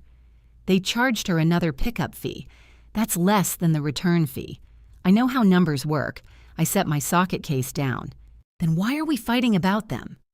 We're not fighting. He had laid the swing arms backward. I noticed, but waited to see if he did. He didn't. "Those are reversed," I said. "They're not. The cup holder is facing the back. Some people might want a drink behind them." I crouched and rotated the arm. Dad watched me. "You always did read instructions like they were personal letters. You always treated them like rumors. For a second, we were ourselves." He smiled despite himself, and I did too. Then both smiles faded under the weight of remembering. We worked in silence. The swing was cedar, stained dark brown with wide slats and a shallow curved seat. Dad had bought the version that came in 37 pieces because he considered pre-assembled furniture a moral failure. He held the frame steady while I tightened the side bolts. "You're overdoing it," he said. "I'm tightening a bolt. You'll split the wood. I'm using a hand ratchet. You've always had a heavy hand. I learned from you." He let go of the frame. It tipped toward me. I caught it against my shoulder. "Seriously? You had it. That's not the point. You did have it." There it was in miniature. Dad never quite abandoning me because in his mind I was never close enough to falling for it to count. He picked up the frame again. "I didn't know the lease ended that night," he said. "I know." "You made it sound like I knew. You told everyone it was renewed. Eddie said the owners liked artists. That is not a renewal. I understand that now. You understood it when Nina told you. I understood there was a mix-up. I set down the ratchet. What exactly do you think got mixed up?" Dad removed his glasses and rubbed the bridge of his nose. "I thought there would be a way to work it out. You thought I would find one. I thought we all would. You gave Sadie keys before there was a problem to solve. Then when there was one, you looked at me. She needed that studio. No, she wanted it. You don't think she needed somebody to believe in her? Believing in her didn't require lying." His jaw tightened. "I wasn't trying to lie. You keep saying that as if a lie only counts when you enjoy it." Dad looked toward the house. The kitchen curtains moved. Mom was watching us and pretending not to. He lowered his voice. "When you got that place, you were barely functioning." I looked at him. "You wouldn't answer calls. You wouldn't eat unless your mother put food in front of you. You kept going back to that empty apartment after Eric moved out, sitting in rooms with marks on the walls where his things had been." Eric's name felt strange in Dad's mouth. Nobody had said it in months. "You found the workshop," he continued, "and you had this idea that you could build something there, so we built it. I built a business. We built the room. Yes, I was there. I know. Then you decided to leave it and didn't even tell me. The hurt was plain now, stripped of argument. It would have been easier if he had kept sounding entitled. I didn't know I needed your permission to close it. I didn't say permission. What would telling you have changed? I don't know, maybe nothing. Then why are you angry? Because I thought it mattered to both of us. It did. You packed it like it was just a room. No, I packed it like staying would have been a bad decision. Dad looked down at the cedar frame. I told people about that studio, he said. Guys I worked with. Frank, your uncles. I showed them pictures when we finished the floor. That's fine, I was proud of it. So was I. When you left without saying anything, it felt like you were throwing away something we'd done together. I wasn't throwing it away, and even if I had been, you couldn't preserve it by handing it to Sadie. She needed a place, so you gave her mine. You weren't keeping it, because it was ending. You could have renewed, at a price that made no sense. We could have figured out the money. There was no we paying the old rent. Dad's face changed. I hadn't shouted. That made it worse. He picked up a bolt and rolled it between his fingers. I put work into it. Yes, that meant something. It meant you helped your daughter when she was falling apart. And now you use that like it was nothing. No.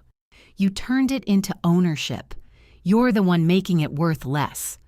He stood abruptly, knocking the bucket backward. I never said I owned it. You stood in a restaurant and gave it away. I was trying to give Sadie what I gave you. I stared at him. What you gave me? A start. You helped install a floor. His whole face shut down. The sentence was true and still cruel. Dad had done more than install flooring. He had shown up when I couldn't imagine a future large enough to need shelves.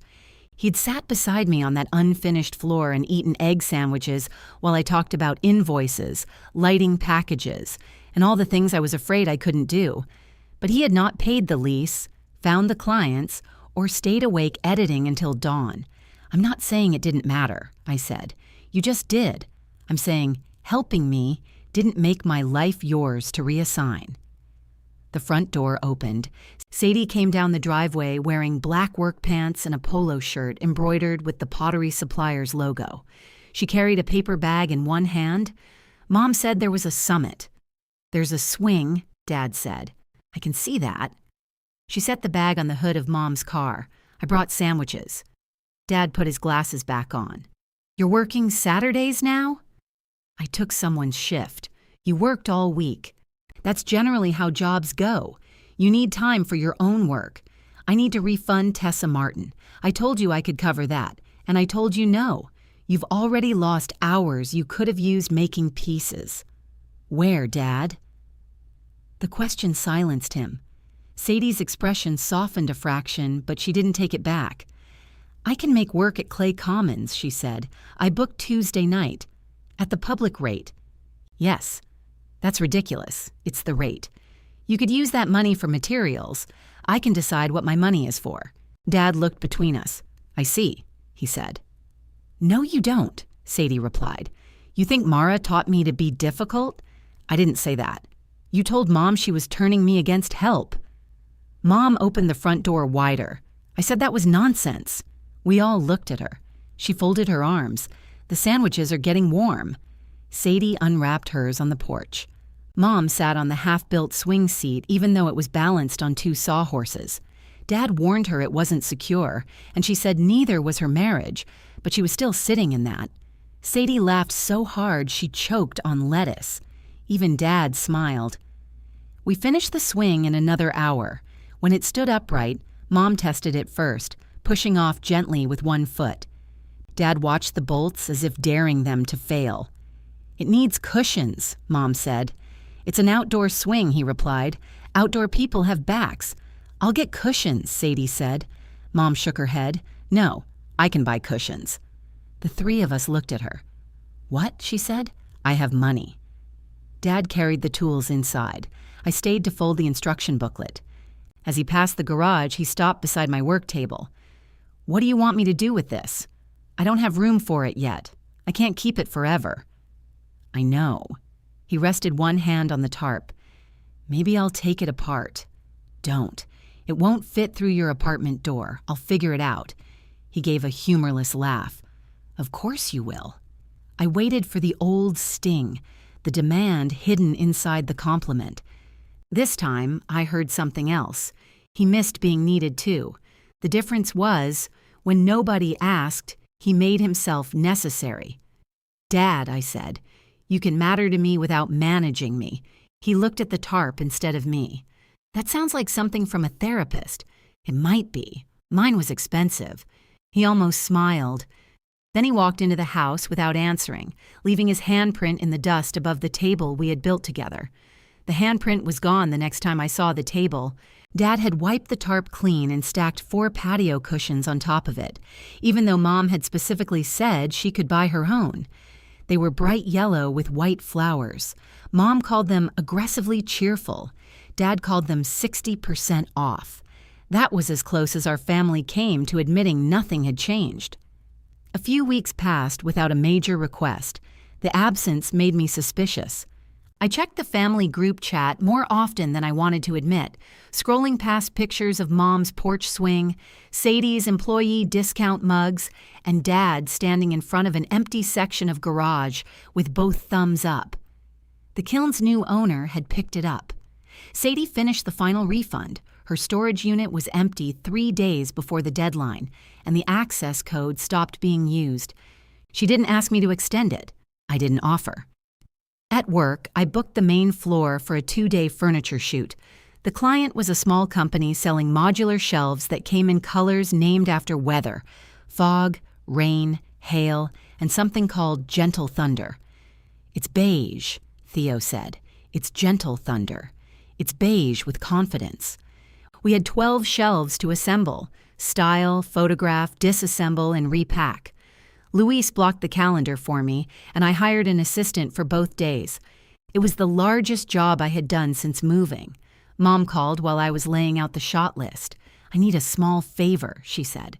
My body reacted before my mind did. Shoulders up, jaw tight, mental calendar opening. What? I have my eye procedure on Thursday. I know. You remembered? I put it on my calendar when you scheduled it. Oh. She sounded pleased, which made the next part harder. I need someone to drive me. Dad can drive you. He doesn't like the medical complex parking garage. Nobody likes a parking garage. He gets turned around. There are signs. He refuses to believe them. In the background, Dad said, I can hear you. Mom lowered her voice without changing volume. He also hovers. I still hear you, Dad called. I sat down at my desk. I have a shoot Thursday. It's only the first eye. That's not how work works. I know. I'm just telling you, it won't take the whole day. It takes my whole morning if I drive you there, wait, and drive you back. The appointment is at 8. My call time is 7. Mom went quiet. The old sequence would have begun there. Silence, then a careful sigh. A reminder that she had driven me to appointments once. Dad calling later to say she was worried. Me emailing the client with a believable lie. I can ask Sadie, Mom said. Yes, she has work. So do I. I didn't mean yours wasn't work. You thought mine could move. Yours used to move. Because I moved it. I looked across the room at Luis, who was measuring the freight elevator for the largest shelf unit. I can come by afterward, I said. I'll bring dinner. That isn't necessary. I know. Another silence. Then Mom said, Sadie complains about the parking garage, too. She complains while following the signs. That made her laugh. All right, she said. I'll ask. I waited for guilt to arrive after the call ended. It did. Boundaries had been described to me as clean lines. Mine felt more like closing a door while someone I loved stood on the other side carrying a bag. Sadie texted an hour later. I'm taking Mom Thursday. No need to bring dinner unless you want to. I replied, I want to. Then I added, thanks. She sent back, I know how to drive. I wrote, debatable. She responded with a picture of her middle finger beside a bag of porcelain clay.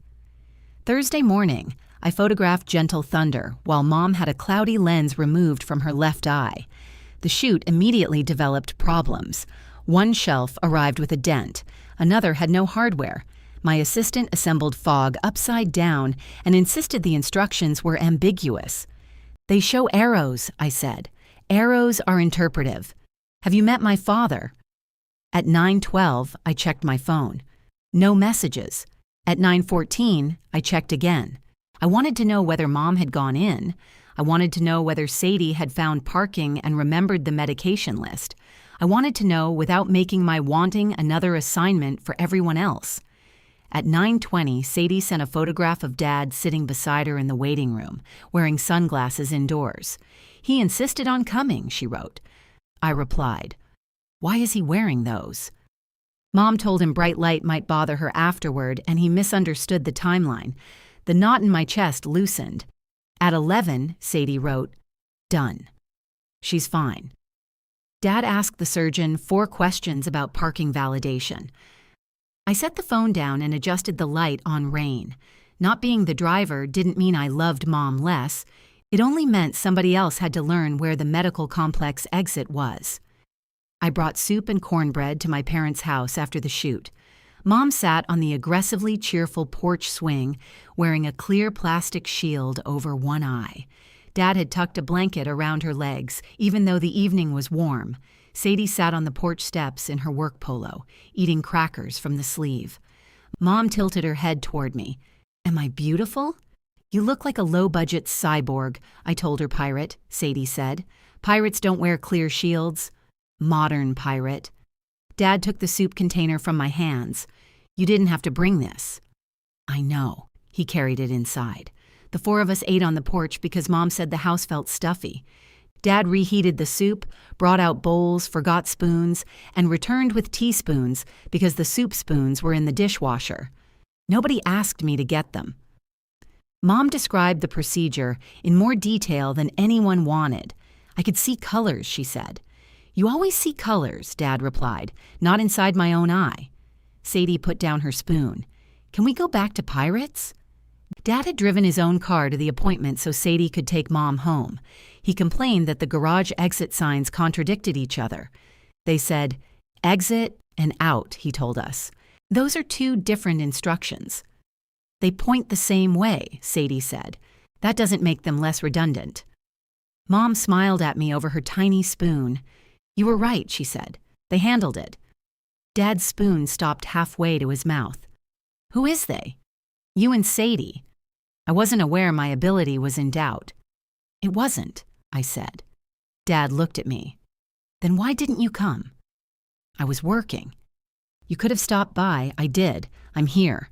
I meant the hospital. "Medical complex," Sadie corrected. "The hospital has better parking." He ignored her. "You've always taken your mother." "Not always. Whenever it mattered." Mom touched his arm. "Dean."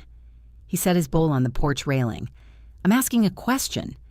"No," I said. "You're grading my answer. I don't understand when helping your mother became part of this protest. It isn't a protest. That's what you keep saying. You just happen to be unavailable every time the family needs something." Mom opened her mouth. Sadie got there first. I was available. Dad looked at her. "She got there on time," Mom added. "She had my forms." She asked the nurse about the drops. "I know. I was there." "Then what went wrong?" Sadie asked. "Nothing went wrong." Exactly. Dad's frustration had nowhere to land. He picked up his bowl again. "I don't want your sister thinking she has to prove something." Sadie stared at him. "By driving Mom? By taking on responsibilities that interfere with your work? I swapped a shift. You need the hours. I made them up Saturday. You need time in the ceramics room, too. I booked Tuesday. You look exhausted." "I am exhausted." He nodded as though that proved his point. "But it's my exhausted," Sadie said. Dad frowned. She leaned back against the porch column. "I chose the shift. I chose the kiln hours. I chose to take Mom. Nobody announced it at dinner and handed me a steering wheel. Mom covered her smile with her napkin. Dad didn't." "You two have become very clever," he said. "I've always been clever," Sadie replied. "Mara's the one with timing." I looked down at my soup. We were still angry with each other. That hadn't vanished because she used my storage locker or drove Mom to an appointment. But for the first time, We were standing on the same side of a sentence without Dad assigning our places. After dinner, Sadie asked me to come inside. Her bowls and plates no longer filled the dining room. She had organized the remaining pieces on one Target shelf against the wall. The second shelf held Mom's cookbooks and a ceramic rooster Dad hated. Sadie pulled a box from beneath the table. Inside were 5 finished pieces wrapped in towels, 2 black bowls with thin white rims, a narrow blue vase, and 2 low sculptural forms that looked like stones worn smooth by water. "These are new," I said. "Tuesday nights." I lifted one of the black bowls.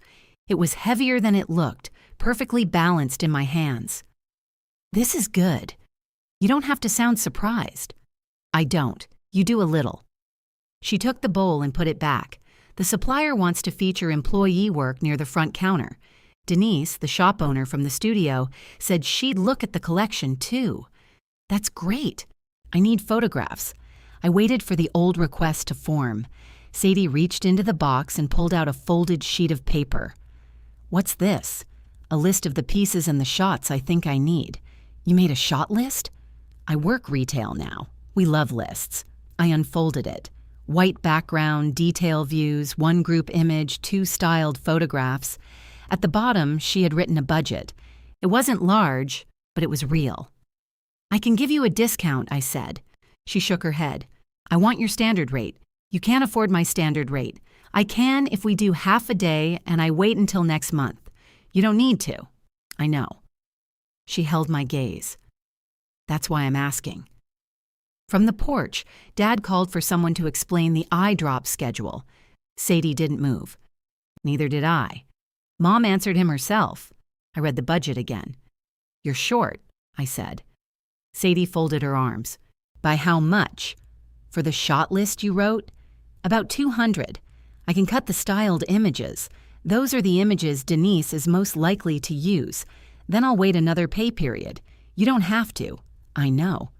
She said it without heat, but firmly enough that I stopped trying to rescue her from the price she had asked me to charge.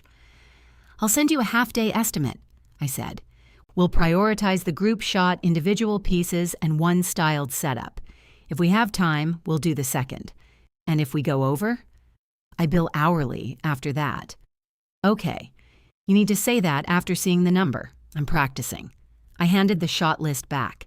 Sadie slid it into the box and rewrapped the black bowl. "Do you require a deposit?" "Yes." "How much?" 25%. "Send the invoice on Friday." "You get paid Friday?" "Thursday, but I like to spend 1 day pretending I'm wealthy." Dad appeared in the doorway. "Your mother says the drops go in 4 times a day, but the sheet says every 6 hours." "That's 4 times a day," I said. "What about overnight?" 4 times while she's awake," Sadie said. "That's not every 6 hours. Mom called from the porch. "Dean, I've already taken them."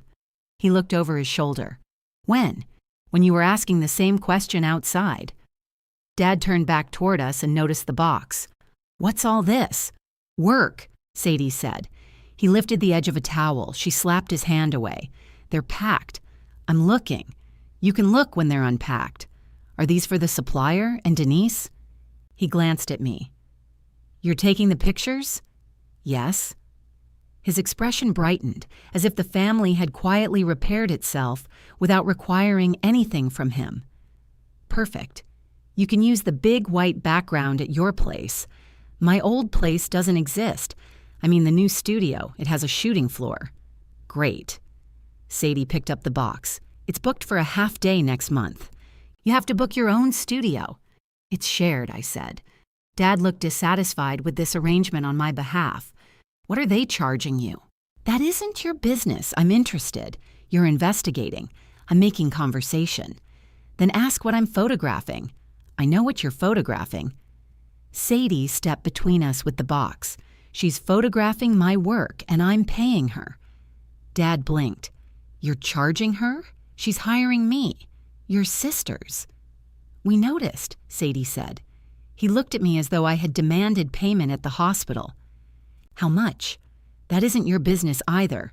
If she needs photographs, you take photographs. If Mara needs pottery, I make pottery, Sadie replied. Then we pay each other. Families don't invoice each other. I stared at him. Dad heard it a second later. His eyes moved toward the garage where my work table sat beneath the sign and patio cushion packaging. That's different, he said. Because your work counted as ownership? I asked. I never said ownership. You said installing the floor meant I should have consulted you before closing. I said it mattered. It did matter. It didn't buy you a vote. Dad rubbed his forehead. Everything has become a contract with you two. Sadie shifted the box against her hip. Contracts would have helped. Mom laughed from the porch, then turned it into a cough. Dad left to check her eye drops again. Sadie watched him go. He almost had it. He passed it at high speed. She carried the box to her car. The estimate went out Friday. Sadie approved it 17 minutes later, signed the standard agreement electronically, and paid the deposit before lunch. I stared at the payment notification. It felt wrong, not because she shouldn't have paid me, because the clean edges of the transaction exposed how blurred everything else had been. The agreement listed what I would deliver, when she would receive it, how she could use it, and what happened if either of us canceled. No guilt, no gratitude debt, no red ribbon. I almost emailed her to say I would apply the deposit as a discount on the balance. Instead, I sent, "Received, you're booked." She replied, "Please don't make me ugly." I wrote, "Outside the scope of work." She sent a thumbs down. During the weeks before the shoot, Sadie worked late shifts at the supplier and 2 Tuesday nights at Clay Commons. She sent me snapshots of new pieces on a scarred studio table. A blue bottle form, 3 small dishes with white lines, and a sculptural piece shaped like 2 stones leaning together. I responded with lighting notes until she told me to stop art directing photographs I wasn't being paid for. At the shared workspace, I reserved the main floor from 1 to 5. Luis gave me an extra 30 minutes on either end because the afternoon booking had canceled. "That doesn't go on the invoice," I told him. "It goes on your permanent record." Theo volunteered a box of styling props. Volunteered or found, I asked. The line between ownership and access feels like a sensitive topic. "Get out." He left the box. I used a gray linen cloth, a low piece of pale stone, and 2 bent metal shapes that looked useless enough to be expensive. I bought eucalyptus, then remembered Sadie hated eucalyptus because every craft market booth used it to suggest a lifestyle nobody actually lived. I bought olive branches instead. The morning of the shoot, Dad texted me for the first time in almost a month. "Good luck today. Your sister is nervous." I typed, "How do you know?" Then deleted it. I settled on, "Thanks." He sent back a camera emoji, a vase emoji, and 3 hearts in different colors. Dad used emojis like a person selecting produce in the dark. At 12:45, Sadie arrived with 6 plastic crates stacked on a rolling cart.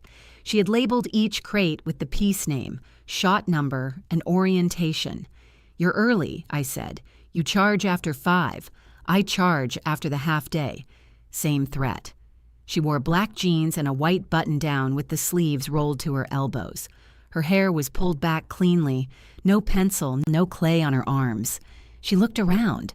The main floor was wide and bright, with movable walls, ceiling tracks, and taped marks showing where equipment belonged. My section was visible through an open partition. Metal desk, 2 shelves, green kettle, locked cage. "That's yours?" she asked. "My designated area. It's small." "Yes." "Do you hate it?" "Sometimes." She nodded as if that made sense. "Where should I put my things?" "Cart stays here. Unpack 1 piece at a time on that table." She followed the instruction without making a joke. For the first hour, we behaved like strangers trying to impress each other. Sadie unpacked the blue vase. I checked it for dust and fingerprints. She rotated it 3 degrees when I asked for 2. "Back," I said. "That's where it was." "No, it's a degree left." "You can see 1 degree?" "The camera can." "The camera needs hobbies." I photographed the front, side, and detail of the rim. Sadie watched the monitor. "The blue looks flat. It's the proof. The final color will have more depth. It has green in it. I can see the green. I can't, because it's the proof." She leaned closer until her nose nearly touched the monitor. I don't want it to look turquoise. It doesn't. It's turquoise adjacent. Step away from the computer. Are all clients this annoying? You're above average. She smiled for the first time. The tension loosened after that. We moved to the black bowls. Sadie arranged them with the rims aligned. I separated them. They belong together, she said. Then let them breathe. They're bowls. They still need negative space. You get negative space for free. It's included in the half day. By the styled setup, our old rhythm returned. Sadie had always been good at seeing what a frame lacked. During the Lake Moss shoot, she knew the client's pristine glassware needed something alive and imperfect beside it, so she tore fern leaves and let the rough edges show. For her collection, she placed the two stone-shaped forms close together, then moved one slightly back. They look like they're arguing, I said. They are. About what? Shared resources. I looked at her. She kept a straight face for nearly 3 seconds.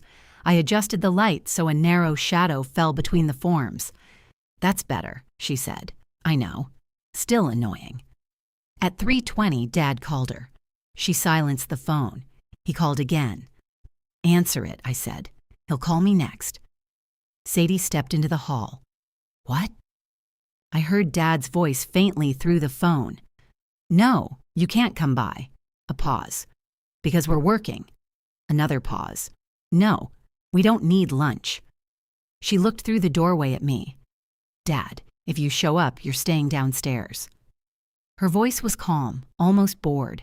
The kind of boundary that had already accepted it might be tested. He said something longer. Sadie closed her eyes. I know you helped build the old table. This isn't the old studio. She listened. No, I'm not being ungrateful. Another pause. I'll send Mom a picture later. She hung up. He wanted to see the place? I asked. He wanted to bring the wooden sign. I stared at her. He thought it would look nice in the behind-the-scenes pictures.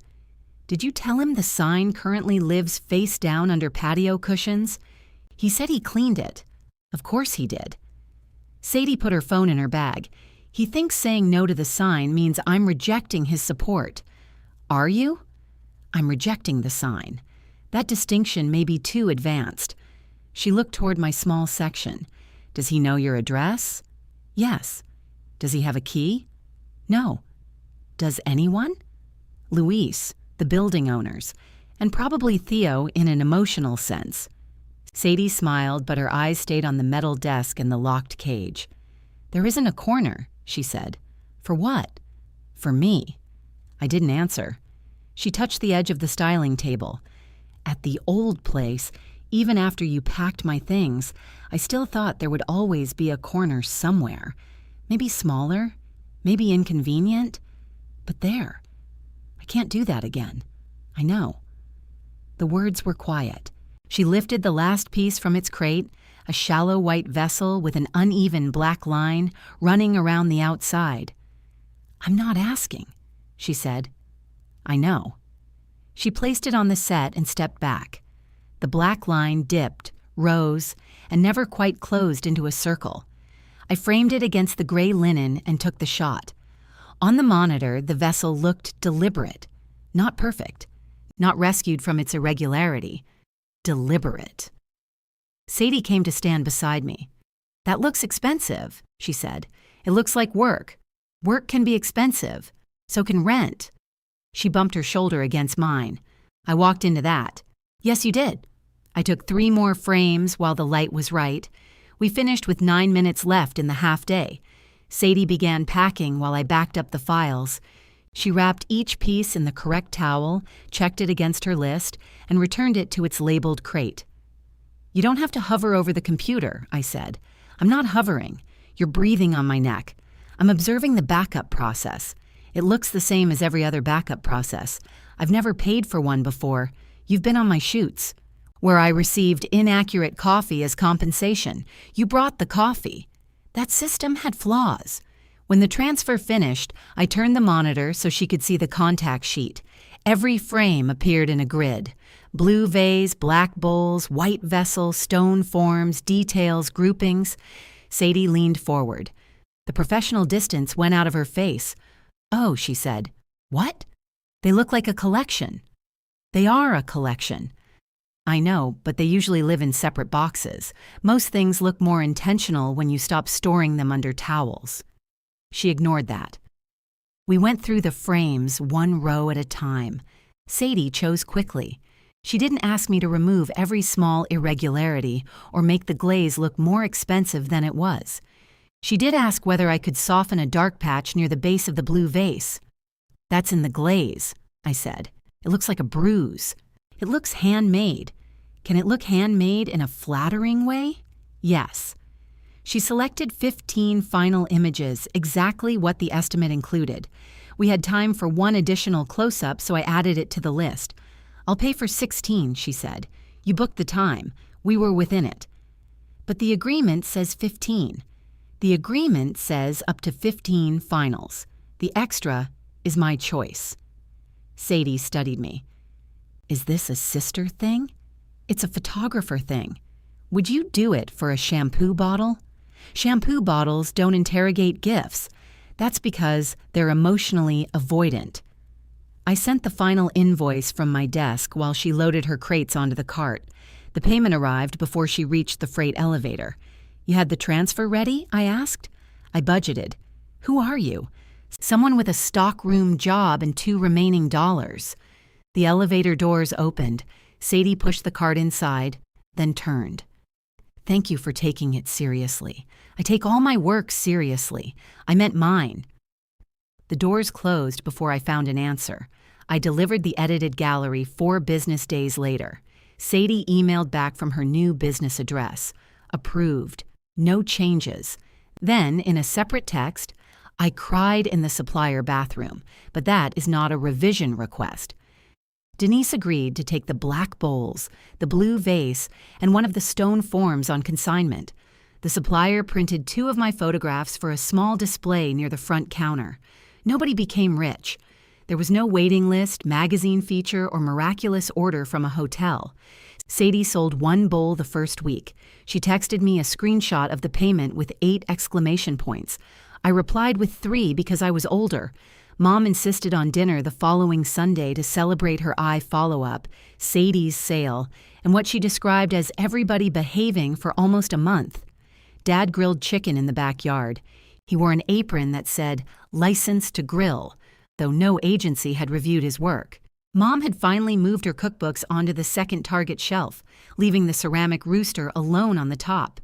Dad hated the rooster more now that it had negative space. "He's judging me," he said. "It's a ceramic bird," I replied. "Look at the eyes. The camera needs hobbies. So do you." Dad didn't recognize the borrowed line, but Sadie did. She smiled into her wine. Dinner was almost easy. We talked about Mom's improved vision. She said the kitchen cabinets looked dirtier with her new lens and blamed modern medicine. Sadie described a customer who tried to return 20 pounds of dried clay because it had become hard. Dad asked sensible questions about the supplier job without once calling it temporary. Then he disappeared into the garage. He came back carrying the wooden sign. The letters had been repainted. The cream background was brighter, and the dark green script had a fresh coat of varnish. Sadie Ellison Ceramics. Dad held it up with both hands. "I fixed the scratches," he said. Sadie set down her fork. Mom looked at me, then at him. "It was scratched?" she asked. "During the move."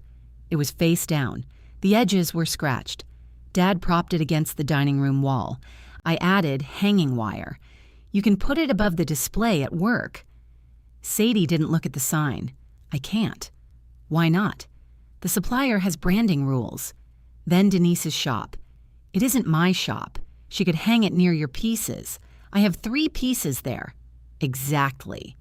People should know whose they are. They have cards. A sign has more presence." Sadie pushed food around her plate. "I don't want it." Dad's smile held for a moment after the words. "All right, you don't have to use it now. I don't want it later either. I made it for you." "I know, so keep it." "I don't want to keep it." Dad looked toward me. I raised both hands. "This is not mine." "You could use the wood," he said. The suggestion was so absurd that nobody answered. Mom put down her fork. Dean, take it back to the garage. I spent hours cleaning it up. No one asked you to. He stared at her. Mom's voice softened, but not the sentence. No one asked you to. Dad turned to Sadie. You loved that sign Friday night. I loved what I thought it meant. It means the same thing. No, it doesn't. It has your name on it. It means you promised me something that wasn't yours. His grip tightened around the top edge. We've been through this. No. We got through the emergency. That isn't the same. Mara got rid of the studio, not me. Sadie flinched, and I saw how badly part of her still wanted that statement to remove her from the center. She didn't let it. Mara ended her lease, she said. You told me she gave it to me, because I believed she would. You didn't say that. I didn't know she was going to object. That's not true. Dad's eyes moved to me, then back to Sadie. You knew enough not to call her, Sadie continued. You told me the surprise was her idea. You told Mom that you and Mara discussed it. You told Aunt Bev Mara was happy to pass it on. I was trying to keep everyone from ruining it before the announcement. Ruining what? The part where I cried in public, or the part where buyers watched me get kicked out? Nobody kicked you out. Nina locked the door. The lease ended. Yes. That was the truth the whole time. Dad carried the sign back to the garage but returned without it. He remained standing. I made a mistake, he said. It was the first time he had used the word without softening it. Then he added, We all did. Sadie laughed once. There it is. You admitted you should have called Mara. I should have. Mara admitted she should have told you sooner. I should have, I said. So everyone had a part. Mom shook her head. Those are not equal parts. Why is everybody determined to make me the villain? No one said villain, I told him. You don't have to. Every conversation ends with me on trial. There is no trial. There's a thing you did and don't want named accurately. I tried to help my daughter. Which one? Sadie asked. Dad looked at her. She leaned forward, forearms on the table. When Mara built the studio, you helped. I know you did. When I needed one, you wanted to be the person who gave it to me. But you skipped the part where I actually built anything. I believed in you. You made me dependent on a room that was disappearing. You already had deposits. Because you told me to book the classes. You wanted to teach. Yes. I wanted to teach. I wanted the studio. I wanted all of it so badly that I accepted keys with Mara's fingerprints still on them. My breath caught. Sadie glanced at me but kept speaking to Dad. That part is mine. I didn't ask because I liked your answer. But when it fell apart, you didn't help me fix what I'd done. You kept telling me Mara could stop the consequences. I offered you money.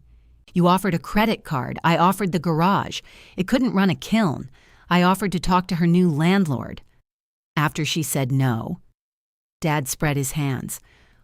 What exactly do you want from me? Ask before you offer things that belong to other people. I made one bad assumption. It's not one, I said. He turned toward me. The refrigerator, Mom's rides, the insurance claim, the classes at my new workspace. You keep deciding I'll help, then act wounded when I want to be consulted. Families help each other. Help is asked for. You always said yes, because saying no turned into this. I gestured between us. Dad's face reddened. So this is about punishing me for needing you. No, it's about you needing me without seeing me. The words left the room silent. Mom's fork rested untouched beside her plate. Sadie stared at the black line in the grain of the table. Dad looked suddenly older, not fragile, just tired in a way I had refused to notice because his energy took up so much space. I don't know what you expect me to say, he said. The truth would be a start. I've told you the truth. No, you've told us your intention. I know you meant to be generous. What did you actually do? He looked toward the garage. For a moment, I thought he might answer.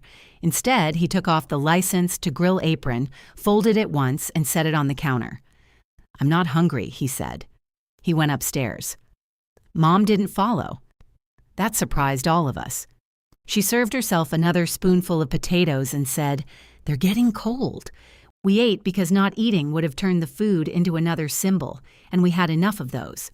When I left, the garage was dark. My work table remained beneath the tarp. The repainted sign leaned against the wall behind it, facing inward. Dad didn't say goodbye. 3 mornings later, Luis called while I was driving to work. "There's a table outside." "What kind of table?" "A large one." My hands tightened on the steering wheel. "Maple? I'm not a tree person. Is there a red toolbox?" "No, just a tarp and a note." I reached the warehouse 10 minutes later. The work table stood beside the loading entrance, too wide for the regular door. Dad had cleaned the top and rubbed oil into the wood. The scars were still there, along with a faint dark line where the champagne had spilled during Sadie's launch. A folded piece of paper was taped to the center. Mara, I thought, helping build it meant I had a say. I was wrong. Dad 9 words of apology, if I didn't count the names. No explanation, no request that I call, no mention of what he had intended. I crouched and ran my fingers beneath the tabletop until I found the carved letters. D-E plus M-E, Luis came through the loading door. "Do we like the table?"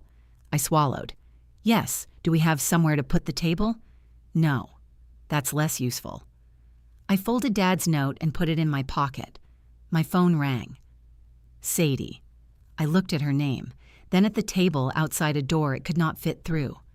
"This time," I answered. "Did he leave it?" Sadie asked. "Yes." "Is there a note?" "Yes." "What does it say?" I read it to her. She was quiet for so long I checked the screen to make sure the call hadn't dropped. Finally, she said, "That's better than what he wrote the first time." There was a first time? He had 3 pages in Mom's recycling bin. What did they say? I only saw the top one. It started with, "There seems to be a difference in how we remember the events of that evening." That sounds like a hostage negotiator wrote it. Mom told him if an apology needed a table of contents, he should try again. I looked at the 9-word note in my hand. "Did you know he was bringing the table? He called Greg last night and asked to borrow the truck." "Why Greg?" "Because Greg owns 2 ratchet straps and makes bad decisions before breakfast." Accurate. I told Dad about the loading entrance. He said he didn't want to go inside. "Why?" "You'll have to ask him." I watched Luis circle the table, looking for a way to rotate it through the loading door. "Where are you?" I asked. 10 minutes away." "Why?" I had a feeling he would forget that 8-foot tables require people. He got it out of the truck. Greg got it out of the truck. Dad supervised the emotional dimensions. Luis lifted one end experimentally. "Tell her to bring coffee," he said. Sadie heard. "For Luis?" she asked. "For everybody. Do you still drink oat milk?" "No." "You seemed happier then." She hung up before I could answer. Theo arrived while Luis and I were removing the loading door stop. He stared at the table. "Is this a gift?" "No," I said. "An acquisition?" "No." "A delivery from your past?" "That sounds expensive. It's got presents. You sound like my father." Theo took that as an insult correctly. Sadie showed up with 4 coffees and a bag of breakfast sandwiches. She handed me the right coffee. I checked the label. "Regular milk?" I've updated my records. Together, we turned the table on its side, angled it through the loading entrance, and moved it onto the main floor. The freight elevator was wide enough, but my section wasn't. Luis found a place near the prop shelves where an aluminum packing table had been wobbling since before I arrived. "This could work here," he said. "It's not a communal table." 3 people looked at me. I heard myself. It's mine." "Yes," Luis said carefully. "I don't want somebody drilling into it." Theo raised a hand. "I have no drill. No paint, clay, food, permanent adhesive, or wet plants." "What about emotionally dry plants?" "Theo." Luis rested a palm on the maple. "We can put it here as your table. You use it for styling and packing. Other people ask before they use it." I looked at him. "Ask?" "That's generally how other people's belongings work." Sadie coughed into her coffee. I pointed at her. "You are on thin ice." "She doesn't have a table for that," Theo said. We lowered the legs and set the table upright. It fit as if the space had been waiting for something solid. The morning light from the warehouse windows stretched across the maple. The dents, scratches, and dark champagne line were still visible. Dad had sanded one rough corner, but he hadn't erased the years. Sadie bent beneath the edge. "What are you doing?" "Looking for the initials." Her fingers found the carving. "Still there," she said. "I checked." She straightened.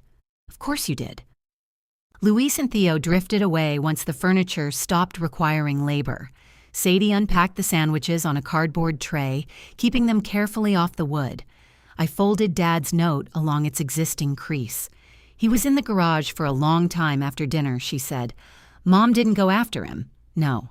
That surprised me. Me too. Sadie picked at the paper wrapper around her straw. "He came downstairs around midnight and asked if I wanted the sign." "What did you say?" "No." "How did that go?" "He asked whether I wanted him to throw it away. And I said it was his sign. He could decide." I pictured the fresh varnish, the careful hanging wire, and my name missing from the whole object. "That probably hurt him," I said. "Yes. You don't sound guilty." "I am guilty." "I'm just not changing my answer." That was new for both of us. Sadie looked around the shared floor. Dad wanted this table to be his apology because he understands furniture better than sentences. The note was a sentence, 9 words, 11 if you count our names. He's improving. I put the note in my wallet. "Are you going to call him?" "Yes." "When?" "When I know what I want to say." Sadie nodded. She didn't tell me what to say. She didn't explain him to me or ask me to make the call easier. She finished her coffee, took her trash, and headed toward the door. "Don't let Theo put a plant on that. I'll defend it. Emotionally or with yellow tape?" "Both." After work, I called Dad from my car. He answered on the 4th ring. "Hey, neither of us use sweetheart." "The table got here," I said. "Good. It fits." A pause. "I measured the loading door online." "Of course you did. They list the dimensions." "I know. I should have called Luis." "Yes. I didn't know if you wanted me contacting your landlord. He's not my landlord. He manages the workspace." "Right. But you were right not to contact him." Another pause. "Did you read the note?" he asked. "Yes." He waited. "Thank you," I said. "That's all?" "What do you want me to say?" "Nothing." "I don't know." I looked through the windshield at the warehouse brick. "I'm not going to tell you the note fixes everything." "I know." But it was true. "Yes." "Why couldn't you say it at dinner?" Dad breathed out. "Because I still thought there had to be a version where I wasn't entirely wrong. You weren't wrong that I should have told Sadie sooner." "No. You were wrong about the keys." "Yes." The word sounded scraped out of him. "And the lease," I said. "Yes." And telling everyone I agreed. "I know." "No, Dad, say it." He was silent. I almost rescued him from the silence. I could feel the words rising automatically. "It's okay. We don't have to do this now. I know what you meant." I swallowed all 3. "I told them something that wasn't true," he said. "Yes. I thought you'd say yes if I could get everybody excited. That's not consent." "I know that now." "You knew it then. You just thought I wouldn't say no in front of everyone." His breath caught. "That's true," he said. I closed my eyes. It wasn't satisfying in the way I had imagined. There was no rush of victory, just a painful rearrangement, like setting a bone. "I was proud of helping with the studio," he said. "I talked about it like I had built more of it than I did. You built the room with me. I didn't build what happened after." "No." I think I kept confusing the two. I looked down at my wallet where the edge of his note showed behind my license. "You mattered there," I said. "That doesn't mean you owned it. I understand." "Do you?" "I'm trying to." That was more believable than certainty. He cleared his throat. "Can I see where the table ended up?" The old answer would have been automatic. "Of course. Come anytime." The frightened answer would have been no. "You can come Saturday at 11, I said. "I'll be there." All right, call when you arrive. The outside doors stay locked. I wasn't asking for a key, I know. The fact that he didn't sound offended told me the note had not been an accident. Mom came with him on Saturday. Dad called from the loading entrance at 10:58. I went downstairs and let them in. He carried no toolbox. Mom carried a lemon loaf. I made this, she said. You bought that. I removed it from the plastic container. She also sliced it, Dad said. Labor adds value. Dad looked at me. Mom smiled innocently. I gave them the short tour. My desk, the equipment cage, the shooting floor, the prop shelves, the green kettle with the disco ball still hanging from the handle, then the work table. Dad stopped several feet away. Theo had left a stack of foam board on one end after asking me first.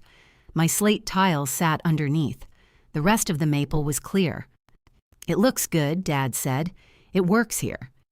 He walked around it without touching. Mom ran her palm over the surface. That stain is still there. Champagne, I said. Sadie's party? Yes. Dad stared at the dark line. I could sand that out. The room became still. He looked at me. Would you want me to? I considered it. No. Dad nodded. All right. That small exchange did more for me than if he had arrived with another 3-page apology. We ate lemon loaf at my metal desk. Dad asked about the reservation system and managed not to critique it. Mom inspected the client chair I had moved into my apartment through a photograph and said the lamp had transformed it. Before they left, Dad stood by the loading door. I'm doing the property taxes Monday, he said. Good. I may have a question about the online payment. Call the number on the notice. I can do that.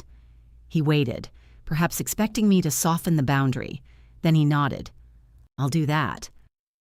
Sadie arrived 10 minutes after they left, carrying 2 crates. You just missed them, I said. That was intentional. What's in the boxes? New work. You have a buyer? Not yet. She set the crates near the maple table but didn't unpack them. I want to plan another shoot eventually. Not now. Maybe in 2 months. All right? I'm not asking for a discount. I wasn't offering one. That sounded hurtful. It was professional. She smiled. Then she looked toward my section, the metal desk, 2 shelves, locked cage. No spare curtain, no clay boxes, no corner carrying her name.